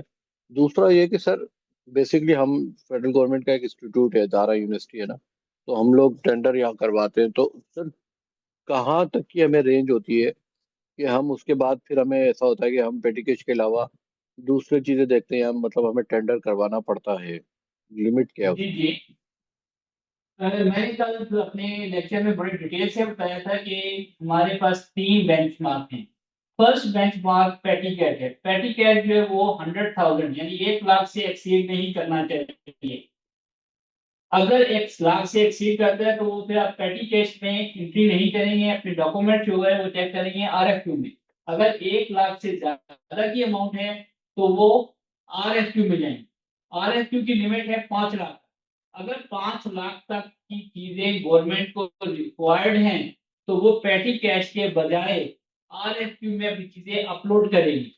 और उसकी रिक्वायरमेंट 5 लाख से भी ज्यादा है तो वो पैटी कैश को भी छोड़ देगी, आरएसक्यू को भी छोड़ देगी और वो अपनी चीजें अपलोड करेगी टेंडर के थ्रू।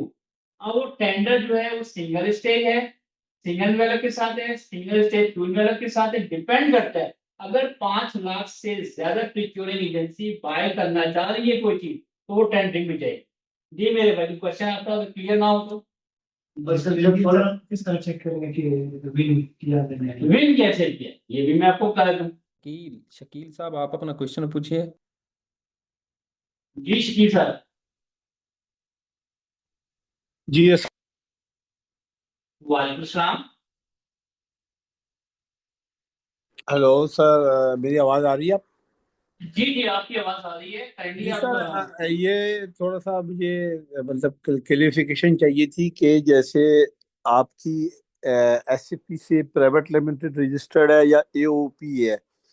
हम यूजुअली हम काम करते हैं एओपी के थ्रू, मतलब ठीक है। पार्टनरशिप कंपनी है। तो मतलब अगर प्राइवेट लिमिटेड नहीं भी है तो उसमें क्या मतलब कोई हम टेंडरिंग कर रहे हैं पिछले कई सालों से हैं, आज ठीक है। 5-6 सालों से। ठीक तो है तो प्राइवेट लिमिटेड कर लेने में क्या बेनिफिट है, और ना करें और एक भी चलाते रहे तो क्या मतलब चैलेंजेस हैं? भाई, वीडियो में तो कोई मसला नहीं है। अगर आप सिर्फ जनरल सप्लाई के तौर पे काम कर रहे हैं नहीं, हम तो कंस्ट्रक्शन भी कर रहे हैं, हम आप मतलब अगर आप कंस्ट्रक्शन कर रहे हैं तो वो फिर कहता है आपका टर्नओवर इतना होना चाहिए। टर्नओवर की तरफ आती है तो इसका मतलब है कि आपके जो है ना, अगर आप कंपनी रजिस्टर्ड है, आपकी फाइनेंशियल स्ट्रेंथ जो है वो सिंगल यूजर के तौर पर सिंगल काम करेंगे तो डेफिनेटली आपकी स्ट्रेंथ ज्यादा नहीं होगी। एक और एक 11 होते हैं। अगर कंपनी बना मतलब रहे थे। क्या बेनिफिट है ऐसे प्राइवेट लिमिटेड का और एओपी होने में? कोई चैलेंज है, या अगर एओपी अगर रखे हम तो क्या कोई प्रॉब्लम है? डिपेंड, टेंडर डॉक्यूमेंट जो बनते हैं उसमें रिक्वायरमेंट जो है डिपार्टमेंट की होती है कि आप जो है, आपकी जो है वो ये कहती है कि आप जो है आपकी फाइनेंशियल स्ट्रेंथ कितनी होनी चाहिए। अगर आप ईओपी के साथ काम करें या सोल प्रोप्राइटर के हैं और आपके पास तो ये कोई हमारी finance- फाइनेंशियल स्ट्रेंथ है अल्हम्दुलिल्लाह, और हम काफी मेजर प्रोजेक्ट्स कर रहे हैं अराउंड सिंध और पंजाब दोनों जगह पे ना। तो जी जी, लेकिन डेफिनेटली कंपनी के फायदे तो हैं, मीन के अगर आप ये देखा जाए तो स्कोप बढ़ जाता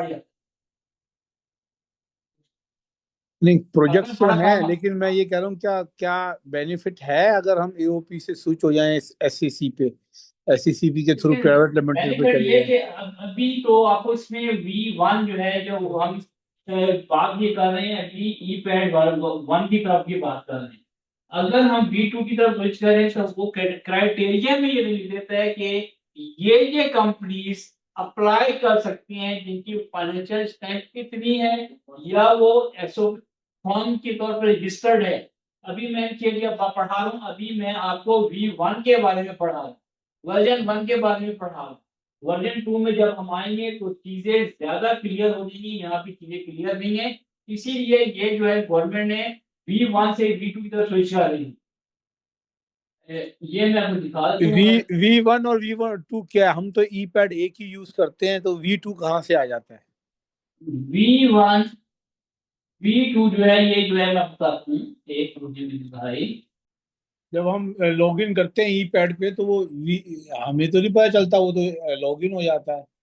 नहीं एक्चुअली नहीं, V2 का मैं डायरेक्टली नहीं भरता टेंडर, मेरा भाई भरता है, इसलिए मैं क्लास में आया हूँ कि चलो मैं जी जी, मैं आपको बता रहा हूँ कि V1 का इंटरफेस बताता हूँ। सपोज आप बस लाइन पे हैं, मैं बताता हूँ। अब ये जो इंटरफेस है ये V1 में नहीं है, इसके स्टेप्स है। अच्छा, अब ये देखिए, ये तो वी एक वन स्टेप, वी दो स्टेप की वी टू को एक एक्सेस में। करने का V2 को एक्सेस करने का क्या तरीका है? आप V2 के लिए दोबारा अपने आप को रजिस्टर्ड कराएंगे, वी ई पैड V2 में अपने आप को रजिस्टर्ड कराएंगे तो आप अपने आप को इस इंटरफेस में देखेंगे। अदरवाइज आप अपने आप को इस इंटरफेस में देखेंगे। और V2 में जब कैटेगरी हम डिफाइन करते हैं, जैसे वो कहता है कि आपका एलिजिबिलिटी क्राइटेरिया क्या है, वो आरएफक्यू में भी है। पहले टेंडरिंग होता, V1 में टेंडरिंग होता था। अब इसके जो आरएफक्यू है या पैटी कैश है उसमें भी क्राइटेरिया को डिफाइन कर दिया उन्होंने कि ये लोग जो के परफेक्टली जो लोग काम कर रहे हैं, ये लोग जो है पार्टिसिपेट कर सकते हैं। V1 में ये रिस्ट्रिक्शन नहीं थी। V2 में ये है कि आपको अपना क्राइटेरिया के बारे में बताइएगा। चीजें फिल्टर होके गवर्नमेंट की बॉडीज के पास जाएंगी, उनका टाइम वेस्ट नहीं होगा। क्योंकि जैसे आप सपोज अब प्रोफेशनल हैं और वैसा काम कर रहे हैं, आप किसी कोई मैन्युफैक्चरर हैं या कोई होलसेल डीलर हैं, तो आप जो है राइट पर्सन हैं। लेकिन आपके साथ जहाँ पार्टिसिपेट करते हैं वहाँ 10 लोग जो है, 5 15 लोग जो है और भी अप्लाई करते हैं, जिनका रेलिवेंट एक्सपीरियंस नहीं होता। और वो लोग जो है वो आके ना सिर्फ टाइम ज़ाया करते हैं, बल्कि पता चलता है कि प्रोडक्ट के रेट दे दिए, रेट कम है, पता चलता है कि वो रेट तो दे दिए, उनको परचेज ऑर्डर मिल गया और वो क्वालिटी भी दे पा रहे हैं। तो V2 में ये कैटेगरी को पहले डिफाइन कर दिए क्राइटेरिया। उसमें जिस तरह हम यहाँ पे आते हैं, जिस तरह मैं V2 पढ़ाऊंगा तो उसमें क्राइटेरिया को कैसे डिफाइन किया गया है वो मेंशन है। वहां पे आप फिल्टर होके उन लोगों से भी आपको निजात मिल जाएगी। आप कहते हैं यार ये छोटी छोटी पार्टियां आ गई, इनको तो एक्सपीरियंस ही नहीं है, ये आके टाइम जाया कर रही है, हमारा भी टाइम जाया कर रही है, इदारे का भी टाइम जाया कर रही है। तो मीन के ये जो जब V2 में आप काम करेंगे तो फिल्टर होके आप जो, अगर आपकी फाइनेंशियल स्ट्रेंथ है चले तो ठीक अभी है, जब V2 की क्लास देखते हैं कि V2 की क्लास होगी तो फिर इंशाल्लाह समझ में आएगा वी कि टू की क्या है। V2 की नेक्स्ट क्लास इंशाल्लाह है, आज V1 के पर हम बात कर रहे हैं। ठीक है सर, थैंक यू। जी जी जी। और कोई भाई? सर इसकी क्लोजिंग डेट जो 5 मार्च जी जी 5 मार्च इसकी क्लोजिंग डेट मेंशन की जी जी। तो इसके भी कोई मेरिट पॉइंट है कि कौन जल्दी करता है? नहीं, इससे कोई डिपेंड नहीं करता। नो, लास्ट टाइम तक last time at a time आप जो अलामत आप पे करें, कोई इशू नहीं। जी एहसन अली साहब, आपको स्क्रीन पे आ रहा होगा host ask you to unmute your mic, kindly अपना क्वेश्चन कीजिएगा प्लीज। अस्सलाम वालेकुम सर। सर मेरा क्वेश्चन ये है कि इंडिविजुअल और सोल प्रोप्राइटर में क्या फर्क है वैसे? हेलो, आवाज आ रही है सर? जी जी जी। भाई इंडिविजुअल जो है कॉमन पर्सन है, इनके उसमें क्राइटेरिया में उसमें से हम क्या करते हैं, उसकी उसके अमाउंट, उसके जो स्कोप लिमिटेड होगा। मेन ये इंडिविजुअल जो है काम कर रहा है वो, उसमें हमें क्या कहा था, हमें अगर कंपनी जो टेंडर मांगती है वो कहती है कि मुझे जो है फॉर्म जो है must be registered with SECP। Tender में क्या मांगी है, आप जब इंडिविजुअल होंगे तो आप उसमें पार्टिसिपेट नहीं कर पाएंगे। Form must be registered as a wholesale supplier, form must have, ये उसके पास डिस्ट्रीब्यूशन का लेटर होना चाहिए। अगर आप इंडिविजुअल होंगे तो क्या डिस्ट्रीब्यूशन का लेटर आपके पास होगा, डिस्ट्रीब्यूशन आपके पास होगी? क्या आप SEC पे रजिस्टर्ड होंगे या फॉर्म पे रजिस्टर्ड होंगे? टेंडर डॉक्यूमेंट में जो टर्म एंड कंडीशन आती है वहां पे आपको उस क्राइटेरिया को फॉलो नहीं कर पाएंगे और आप टेक्निकली डिस्क्वालीफाई हो जाएंगे। जी भाई। हेलो। जी सर, जी। मैं क्लाइंट से वैसे का जॉब करता हूँ, मगर ऐसी कंडीशन तो हमारे यहाँ तो होती नहीं है वैसे। जैसे आप कह रहे हैं ना, उस पे लिखा जाएगा इंडिविजुअल के लिए contractor must be registered as individual, ठीक है ना? ऐसे होता नहीं है सर वैसे तो मेरे देखिए, ये तो टेक्निकल, ये तो पैटी कैश और RFP की बात कर रहा हूँ मैं। इसमें तो खैर ना अच्छा। नजर आए, लेकिन जब जिस टेंडर डॉक्यूमेंट की तरफ मैं आऊंगा तो टेंडर डॉक्यूमेंट भी आपको दिखाऊंगा। टेंडर डॉक्यूमेंट में अगर आप टर्म एंड कंडीशन को पढ़ते हैं तो उसमें लिखा होता है कि फॉर्म मस्ट बी, अगर बस का काम करें, must be registered with PEC। उसकी कैटेगरी 1 2 3 4 5 6 कैटेगरी में फॉल कर रहे हैं। अगर आप इंडिविजुअल हैं और कंपनी की रजिस्टर्ड नहीं है, SECP रजिस्टर्ड नहीं है, आप जो है PEC से रजिस्टर्ड नहीं है, तो आप उस टेंडर में पार्टिसिपेट नहीं कर पाएंगे। सर मेरा एक क्वेश्चन और भी है। ठीक जी है, वो तो पीसी कैटेगरी तो ठीक है, हो जाती है। सिंध की वजह से सिंध में 4 बिलियन तक जो है ना सर टेंडर आते हैं, उसमें तो पीसी की रिक्वायरमेंट नहीं है, सेपरा के रूल्स रेगुलेशन में ही है। तो उसके लिए क्या है? तो नहीं, ये थोड़ा बस बताइए सेक्शन का अगर आता है तो उसमें तो डेफिनेटली, अगर बस के काम पे तो PC की रजिस्ट्रेशन मस्ट है। सर। देखे ना, 4 बिलियन के नीचे है तो फिर तो पीसी की कंडीशन नहीं है ना उसपे। सेपरा खुद मांग रहा है वो तो इंडिविजुअल अप्लाई कर सकता है वहां पे। मैंने कहा कि डिपेंड करता है, अगर कोई ऐसी चीज है, कोई ऐसा टेंडर डॉक्यूमेंट है जहाँ टेंडर डॉक्यूमेंट में टर्म कंडीशन है, तो मैं उसको देख के आपको वाज़ेह बता सकता हूँ। जो मेरी नॉलेज है, जो मेरी नॉलेज ये कहती है कि अगर आपने वर्क्स में अप्लाई करना है तो एक जो है, एक वो बंदा जो कि सिर्फ होलसेलर का काम कर रहा है, रिटेलर का काम कर रहा है, उसे वर्क्स का काम दे तो उसे एक्सपीरियंस नहीं है, हो सकता है कि वो क्या वो चीज़ें क्वालिटी वर्क प्रोवाइड कर देगा। सर वो तो ठीक है। चलो, आप जब काम करवाए तो वर्क्स दिखा देना था कंडीशन मुझे, अब देख लेंगे वहां से। टर्म कंडीशन का अभी इसके बाद टेंडर डॉक्यूमेंट दिखाएंगे, टर्म कंडीशन के बारे में बताएंगे, टेंडर डॉक्यूमेंट कैसे और प्रिपेयर किया हाँ, जाता है, टेक्निकल और सर डॉक्यूमेंट कैसे बनते हैं, टेक्निकल डॉक्यूमेंट कैसे अपलोड करते हैं, फाइनेंशियल बिड कैसे बनती है, फाइनेंशियल बिड को कैसे अपलोड किया जाता है, टेंडर डॉक्यूमेंट जब सबमिट करते हैं तो हम किस क्राइटेरिया स्विच करते हैं।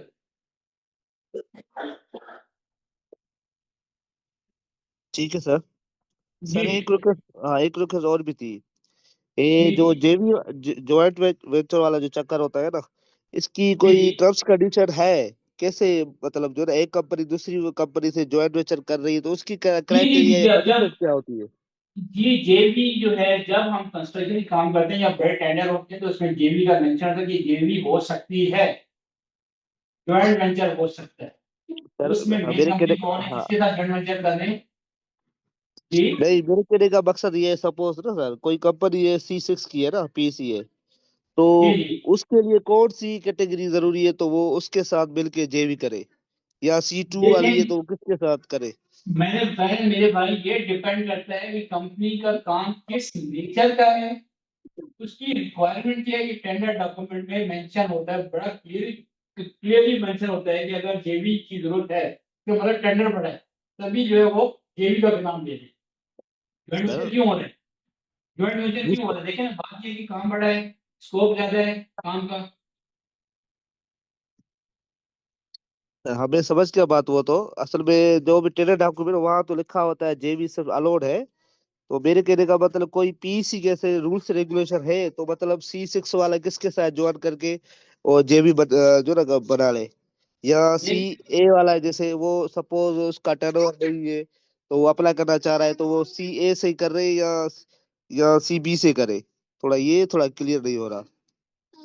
आप मुझे मैं आपको ये हेलो। बता रहा हूँ कि डिपेंड करता है कि उस टेंडर का वॉल्यूम कितना है। जिस बार वर्क का काम होता है तो उसमें लिखा होता है कि हमारा बजट इतना है और शेड्यूल रेट्स इतने हैं। आपको अंदाजा हो जाता है कि स्कोप ऑफ वर्क कितना है, काम कितना ज्यादा है। C6 कैटेगरी के लिए लिमिटेड अमाउंट है, कोई एक स्पेसिफिक अमाउंट है। C5 इस लिमिटेड अमाउंट में काम कर सकती है।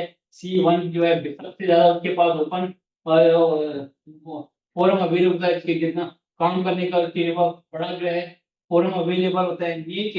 ये कैटेगरी आपको लिमिटेड करती है। C6 सबसे ज्यादा लिमिटेड है।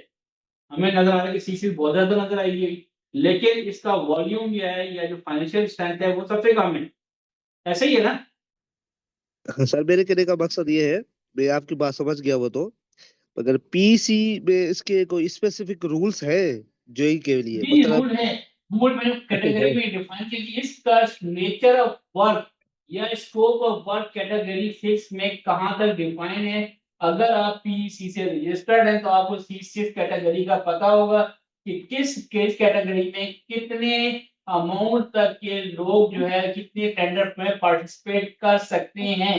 कैटेगरी को डिफाइन करने का मकसद ये है कि हमारा जो है स्कोप ऑफ वर्क जो है इस यहाँ तक रिस्ट्रिक्टेड है। उससे ज्यादा अगर C6 की कैटेगरी में अगर आप उससे स्कोप ऑफ वर्क से ज्यादा हम उसको असाइन नहीं कर सकते। कैटेगरी को डिफाइन करने का मकसद यही है। चलो सर, जेवी तो बन गया ठीक है ना, तो असल में क्या होता है ना, जब दो कॉन्ट्रैक्टर बन गए मिल गए ना आपस में, तो उनकी एक क्या कहते हैं पीसी भी अलग बनती है या उनकी ABR में सर्टिफिकेट भी अलग बनता है, थोड़ा ये काइंडली क्लियर करें। देखिए ये जब कोई कंपनी कर रही है तो इसका मतलब कोई एक कंपनी एक होगी, दूसरी तरफ ये भी चाहिए। अगर दो कंपनी पार्टिसिपेट कर रही है तो सामने तो वही आएगी ना।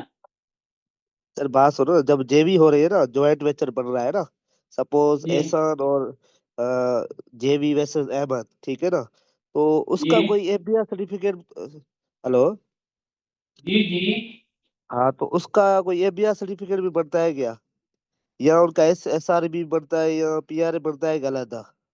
देख इसका ऐसा भी नहीं, एक दोबारा करेंगे क्वेश्चन हमको क्लियर नहीं हो रहा।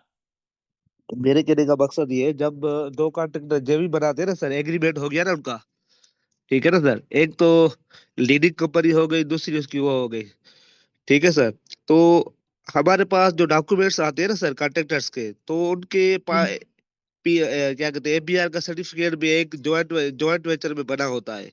जी जेबी का डॉक्यूमेंट बना होगा पीस तभी आप हाँ जेबी पी करेंगे ना। एग्रीमेंट पीस बना पी, होगा तभी आप करेंगे ना। इसी तरह पीसी का बढ़ सकता है इनका? नहीं पीसी के तो हर एक की अपनी अपनी होती है ना। सर वो तो अलग है, जब वो जेवी कर लेते हैं तो वो कोई का डॉक्यूमेंट नहीं बनता उनका? नहीं देखो वो तो कॉन्ट्रैक्ट के साथ बनता है ना, आपको कॉन्ट्रैक्ट साइन होता है उसके ना। अच्छा।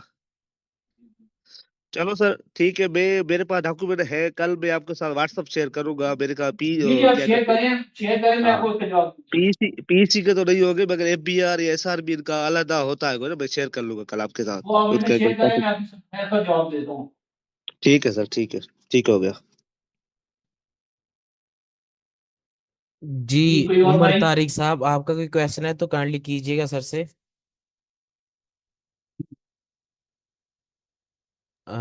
भाई सॉरी, माइक म्यूट कर अस्सलाम दिया था आपका। जी जी, आप क्वेश्चन कीजिएगा प्लीज। वालेकुम। वालेकुम अस्सलाम। मेरा क्वेश्चन सिंपल सा है कि वर्जन 1 एंड वर्जन 2 के अंदर ये जो RFQ है या पेटी कैश के जो या टेंडर है, कि ये जो जी टेंडर्स हैं ये सेम रहते हैं या 1 और 2 के अंदर अलग अलग होते हैं? नहीं नहीं, सेम ही रहते हैं कोई। ओके। जी जी। उसकी मैं आपको इंटरफेस दिखाऊंगा इंशाल्लाह, जो है V2 का नेक्स्ट वीक में इंटरफेस दिखाऊंगा, उसमें बताऊंगा कि यहाँ पे अभी जिस तरह नजर आ रहा है, यहाँ पे अगर आप प्रोक्योरिंग साइड में जाते हैं, डैशबोर्ड में जाते हैं, एक्टिव सपोज ये RFQ है, मैं टेंडर साइड दिखा देता हूँ। अब यहाँ पे मुझे सारे टेंडर नजर आ रहे हैं, लेकिन जो D2 है उसमें तमाम चीजें साथ जो है एक डिफाइन होके नजर आती हैं। बल्कि मैं एक चीज आपके साथ और शेयर करता हूँ।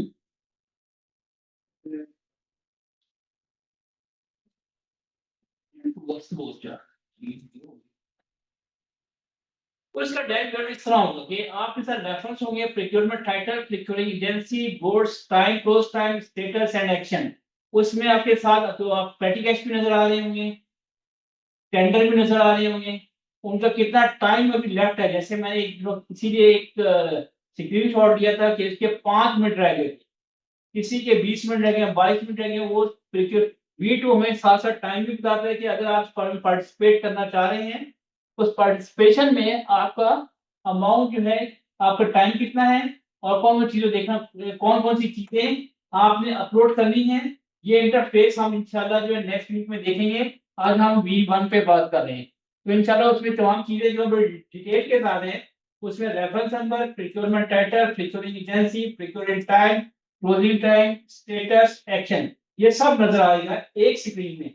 जबकि E1 में सिर्फ यहाँ पर सिर्फ टेंडर नजर आ रहे हैं, और जब मैं प्रोक्योरिंग पैटी कैश करूँ उससे मुझे यहाँ पे पैटी कैश की चीजें नजर आएंगी। अब मैं तो इसके अलावा कुछ पूछना चाह रहे हैं इसमें?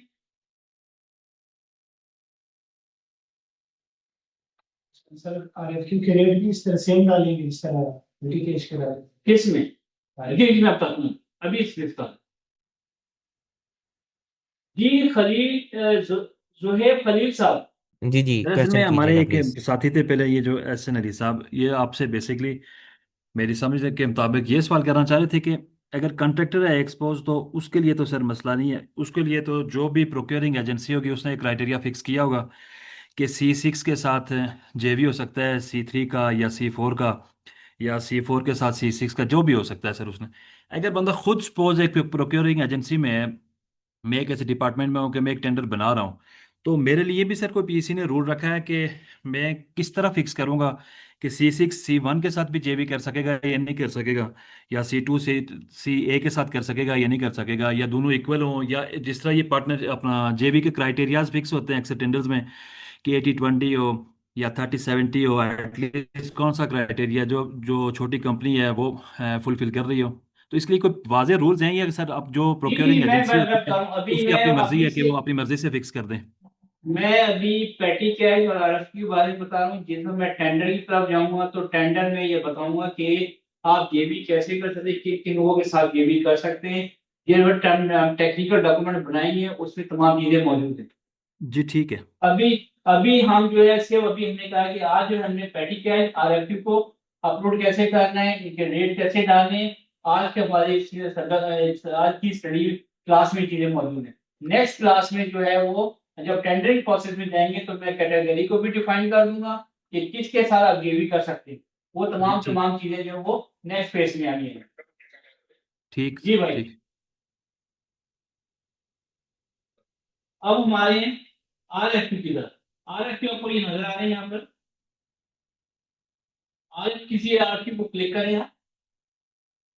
अब ये RFQ में एक से ज्यादा आइटम नजर आ रहा है। पैटी में 2 4 5 6 होंगे, लेकिन वो 1 लाख की लिमिट को क्रॉस नहीं करेंगे। इसमें मैं आपको आइटम डाल के देता हूँ। सपोज ये आइटम है और इसमें तमाम आइटम को आपने केयरफुली कोट करना है। अगर कोई एक आइटम रह जाएगा तो वो सेव नहीं करेगा। सपोज मैं कोट करता हूँ इस आइटम का कोड मैं कर देता हूँ कि ये मैं इसके प्राइस ले रहा हूँ 100 रुपए ले।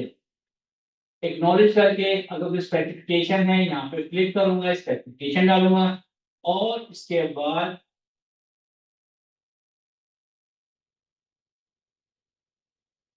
सेव में जाऊंगा तो ये जो है सिर्फ एक आइटम का रेट सेव हुआ है।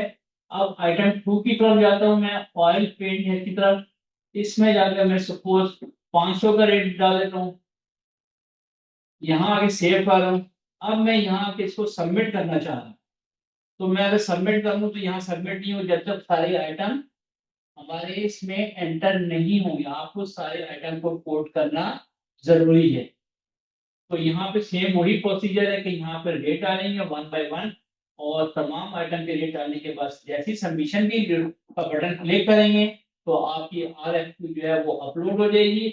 और जिस वक्त आपको आप यहाँ पर आएंगे एक और आपको दिखाता हूँ पेटी कैश की तरफ या RFQ की तरफ आते हैं।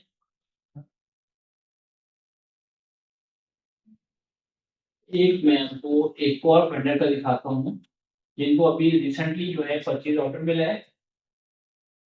हम RFQ को चेक कर सकते हैं कि हमें अभी भाई ने पूछा था एक कि हम कैसे चेक करें कि हमें अवार्ड हुआ है या नहीं अवार्ड। सर क्वेरीज का बता दीजिए कि हम कैसे क्वेरीज उठाएं। जी मैं क्लियर कर,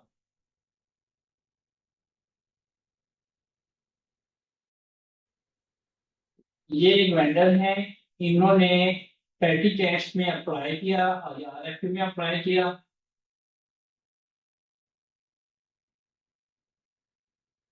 इसके साथ इन्हें इनको मैंने पोस्ट में काम किया था।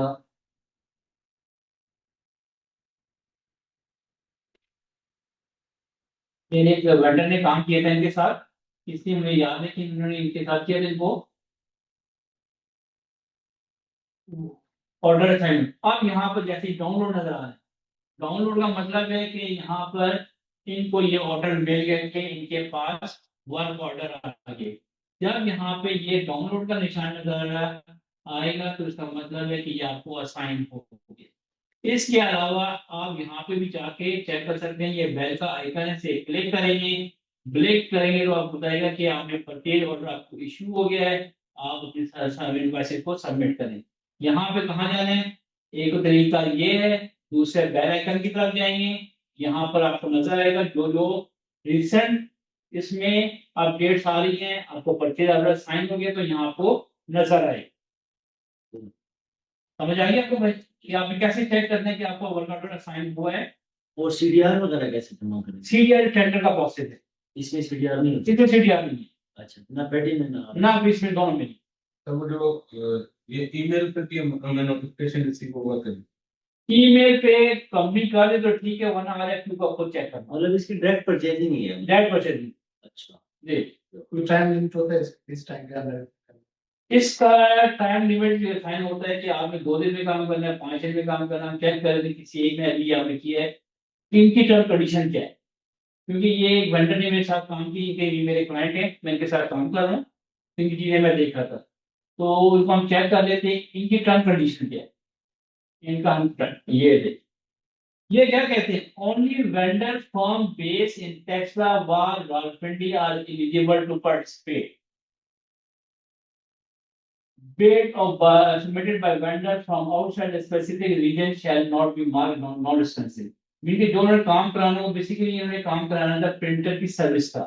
प्रिंटिंग की सर्विस अब लाहौर की पार्टी कोड कर दे तो क्या वो यहाँ से आ जाएगी लाहौर से काम करने के लिए। इसलिए उन्होंने कहा कि सिर्फ वो पार्टी जो कि वाक एंड टेक्सटा रावलपिंडी इस्लामाबाद की है वो आके ठीक कर सकती है। उन्होंने क्या किया, साइन कर दिया और फिर साहब उन्होंने कहा कि हमें इतने टाइम में कंप्लीट करना होगा, यानी कि वर्क टाइम भी वो मेंशन होता है। RFQ है ना सर? ये आमिर क्योंकि इसके लाख से ऊपर नहीं ये 29,000 ये पेटी में 25,430 है टोटल। अगर लाख से ऊपर होता तो वो RFQ। अब आपको समझ आ गया हमने कैसे चेक करना है, किस तरह साइन करना है, टर्म कंडीशन में फिर टाइम मेंशन होता है। RFQ का पेटी कैश का टाइम कम होता है, टेंडरिंग प्रोसेस लंबा है, उसमें टाइम जो ज्यादा मिलता है। जी किसी और भाई का क्वेश्चन तो कंटिन्यू बताइए।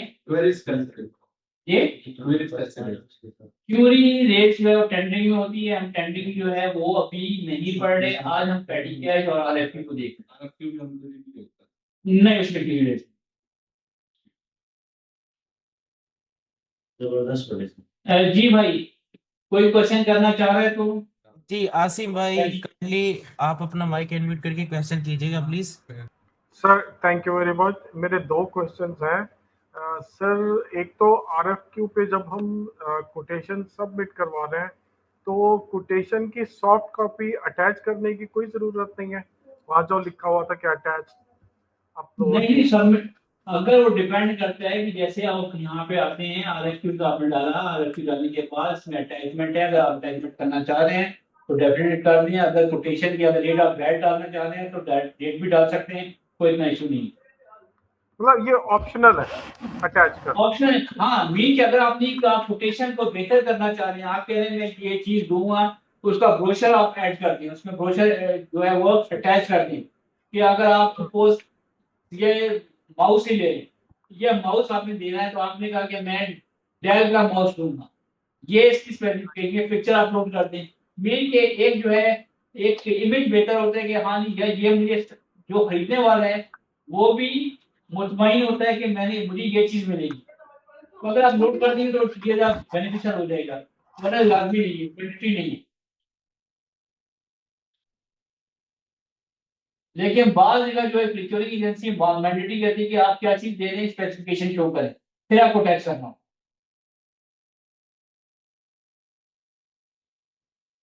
जी इनकम टैक्स से नहीं कटेगा? 18 है टोटल ना? नहीं इनकम टैक्स जिस सर्विसेज पे तो 16% है तो वो उसके हिसाब से कटेगा। इनकम टैक्स अगर गुड्स हैं तो वो 18% कटेगा। वो ऑटो जनरेट करता है। सर एक जो 1/5 था जी जी वो अच्छा सर दूसरा मेरा जी मेरे भाई सर दूसरा मेरा क्वेश्चन था कि RFQ और पेटी कैश टेंडर में तो टेक्निकल इवैल्यूएशन आती है, आपको पता लग जाता है कि कौन कौन से कॉम्पिटिटर्स आ गए। RFQ पेटी कैश में कोई विजिबिलिटी नहीं होती कि किसने पार्टिसिपेट किया। सपोज मैंने विन किया, चलो वो तो सही है, नहीं विन किया तो जरा पता लगता है कि मार्केट में क्या चल। जी मेरे भाई तो आपने बड़ी अच्छी बात की है कि हम वर्जन 2 की तरफ आ रहे हैं तो V2 में जो है आपकी इसकी कंपैरेटिव भी आपको जिस टेंडर में बिड एवल्यूशन रिपोर्ट या इसकी जो रेट्स नजर आते हैं पेटी कैश और RFQ में भी जो नया वर्जन है उसमें नजर आएंगे। वो जो हम पढ़ेंगे देखेंगे तो उसमें आपको नजर आएगा। उसमें ज्यादा मैंने कहा कि फ्लेक्सिबिलिटी है कि इसमें आप चीजों को ज्यादा जो है इंजॉय करेंगे। जी भैया कुछ क्वेश्चन करना चाह रहे थे? सर ये जी आसिम भाई आपका हैंड रेज है, अगर आपका कोई क्वेश्चन है तो बताइएगा। 18% होगा। जी जी और एक आपने कहा था 1/5। जी जी वो 1/5 हमारे बिल में ऐड होगा। देखें जिसको आप कोट करते हैं आपको पता है गवर्नमेंट ने टैक्स काटना है।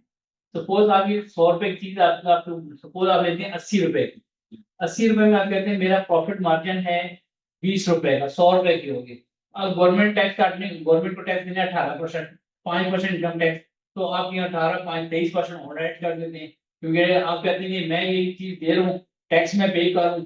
तो आप क्या करोगे इसमें सेल टैक्स की अमाउंट डाल दोगे। सेल टैक्स का जो जितनी अमाउंट होगी उसका 1/5 जो है वो कंपनी काट के इनकम टैक्स काट के आपके पास रिमेनिंग अमाउंट का चेक दे देगी। बाकी जो सेल्स टैक्स की अमाउंट रिमेनिंग अमाउंट रहेगी 1/5 के बाद सपोज 100 रुपए की चीज थी, 100 रुपए टैक्स था, 100 रुपए टैक्स में 1/5 20 रुपए कंपनी ने काट लिए, काट के जो है उन्होंने FBR में जमा कर दिए। 80 रुपए आप जमा कराओगे तब जाके आपकी इन्वेस्टमेंट हो जाएगी। आप समझ गई? जी भाई अनाय सर जी इनायत साहब आपको स्क्रीन पे जी अपना क्वेश्चन अस्सलाम कीजिएगा वालेकुम। प्लीज। हेलो जी जी सर, मेरा सवाल है सर, जिस तरह कंपनी है सर एसएससीपी से रजिस्टर्ड होना सर, तो उसका तो सर सर्टिफिकेट ऑफ इनकॉर्पोरेशन होता है, इसी तरह एओपी का भी होता है सर। जिस जी तरह जी अभी एक सोल प्रोप्राइटर अभी वर्जन 1 में रजिस्टर हो रहा हो सर, तो वहाँ हम्म। पे डेट ऑफ इनकॉर्पोरेशन आ रहा होता है ना सर। तो सोल सर प्रोप्राइटर का डेट ऑफ इनकॉर्पोरेशन किस तरह मालूम करे सर?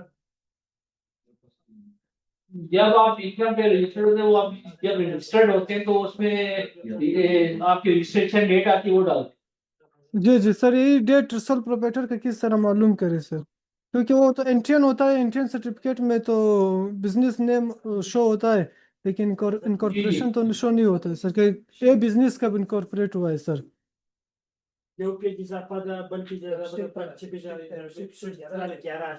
रोज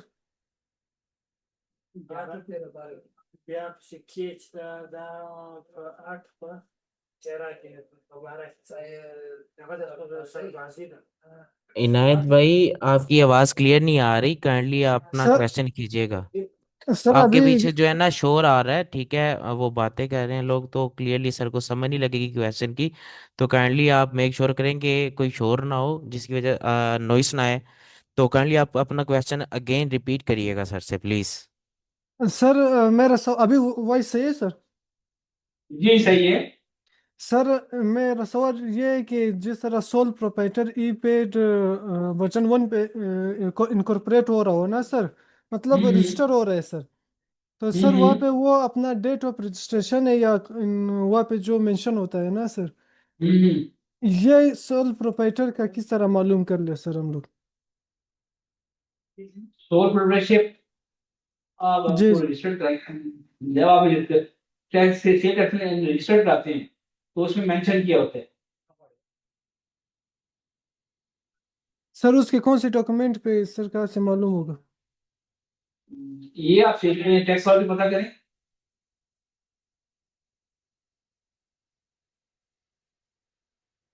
मतलब सर देखिए इंटेंस जी देखिए जी, मेरी बात सुनिए, ये जो है ना sole proprietorship, basically sole proprietorship जो है इसमें कंट्रोल एक शख्स के पास होता है ना, ओनर एक होता है, ठीक है। इसके लिए सिर्फ आपके पास क्या चीज चाहिए, एक CNC NTN और बैंक अकाउंट नंबर चाहिए, इसके अलावा तो और कुछ नहीं चाहिए आपको। अगर आपसे रजिस्टर्ड नहीं हो रहा तो आप मुझसे कांटेक्ट करें, मैं आपको जो है गाइड करूंगा और आपको जो सोल प्रोप्राइटरशिप में रजिस्टर्ड करा दूंगा। जी इनायत सर भाई। सर मेरा सवाल ये है कि मतलब अगर मेरे पास कोई क्लाइंट आ जाए ना सर, वो ई पेट वर्जन 1 पे रजिस्टर होना चाहे, मसलन वो 3 4 5 7 से सोल प्रोप्राइटर है सर, तो वो अभी यहाँ पे जब मैं रजिस्ट्रेशन करवा रहा हूँ ना सर, तो यहाँ पे तो वो जी जी डेट ऑफ रजिस्ट्रेशन मांग रहा है ना सर, तो उसका मैं किस तरह मालूम करूँ सर? हमारे डेट और रजिस्ट्रेशन जिसमें आपका टैक्स रजिस्टर्ड हो वो नंबर वो डेट डाल देना, ये तो बता रहा हूँ आपको।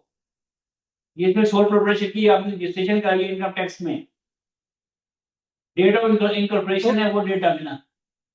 तो सर हो सकता है कि मतलब लेट सपोज आज की डेट में सिर्फ मैं फाइलर बना हूँ ना, बिजनेस मैंने 1 साल बाद उसमें ऐड किया हो, 2 साल बाद ऐड किया हो सर, तो तो उसके बाद जब वो रिवाइज भी तो होता है ना, फिर जब आप करते हो अपने बिजनेस में, बिजनेस का स्कोप चेंज करते हो तो वो भी तो चेंज होता है इसमें। सही है सर, सही। जी भाई। जी डियर स्टूडेंट्स, अगर किसी का कोई क्वेश्चन है या कोई क्यूरी है या जिसको समझ नहीं लगी लगी सर ने अगर आपकी क्यूरी को एड्रेस किया है, तो आप काइंडली हैंड रेज कर लें ताकि आपके क्वेश्चन को एड्रेस किया जा सके।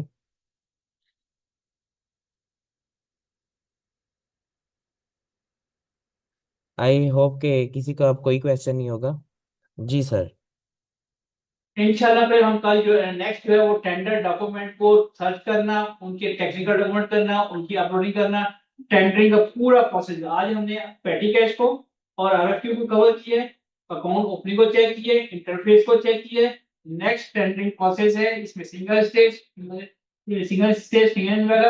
सिंगल स्टेज 2 इनवेलप, इनके टेक्निकल डॉक्यूमेंट, अब जिस तरह भाई ने कहा कि एओपी और इसकी जेबी का जो है इनका किन लोगों के साथ जो है वो जेबी कर सकती है, वो तमाम चीजें नेक्स्ट वीक में क्लियर करेंगे इंशाल्लाह।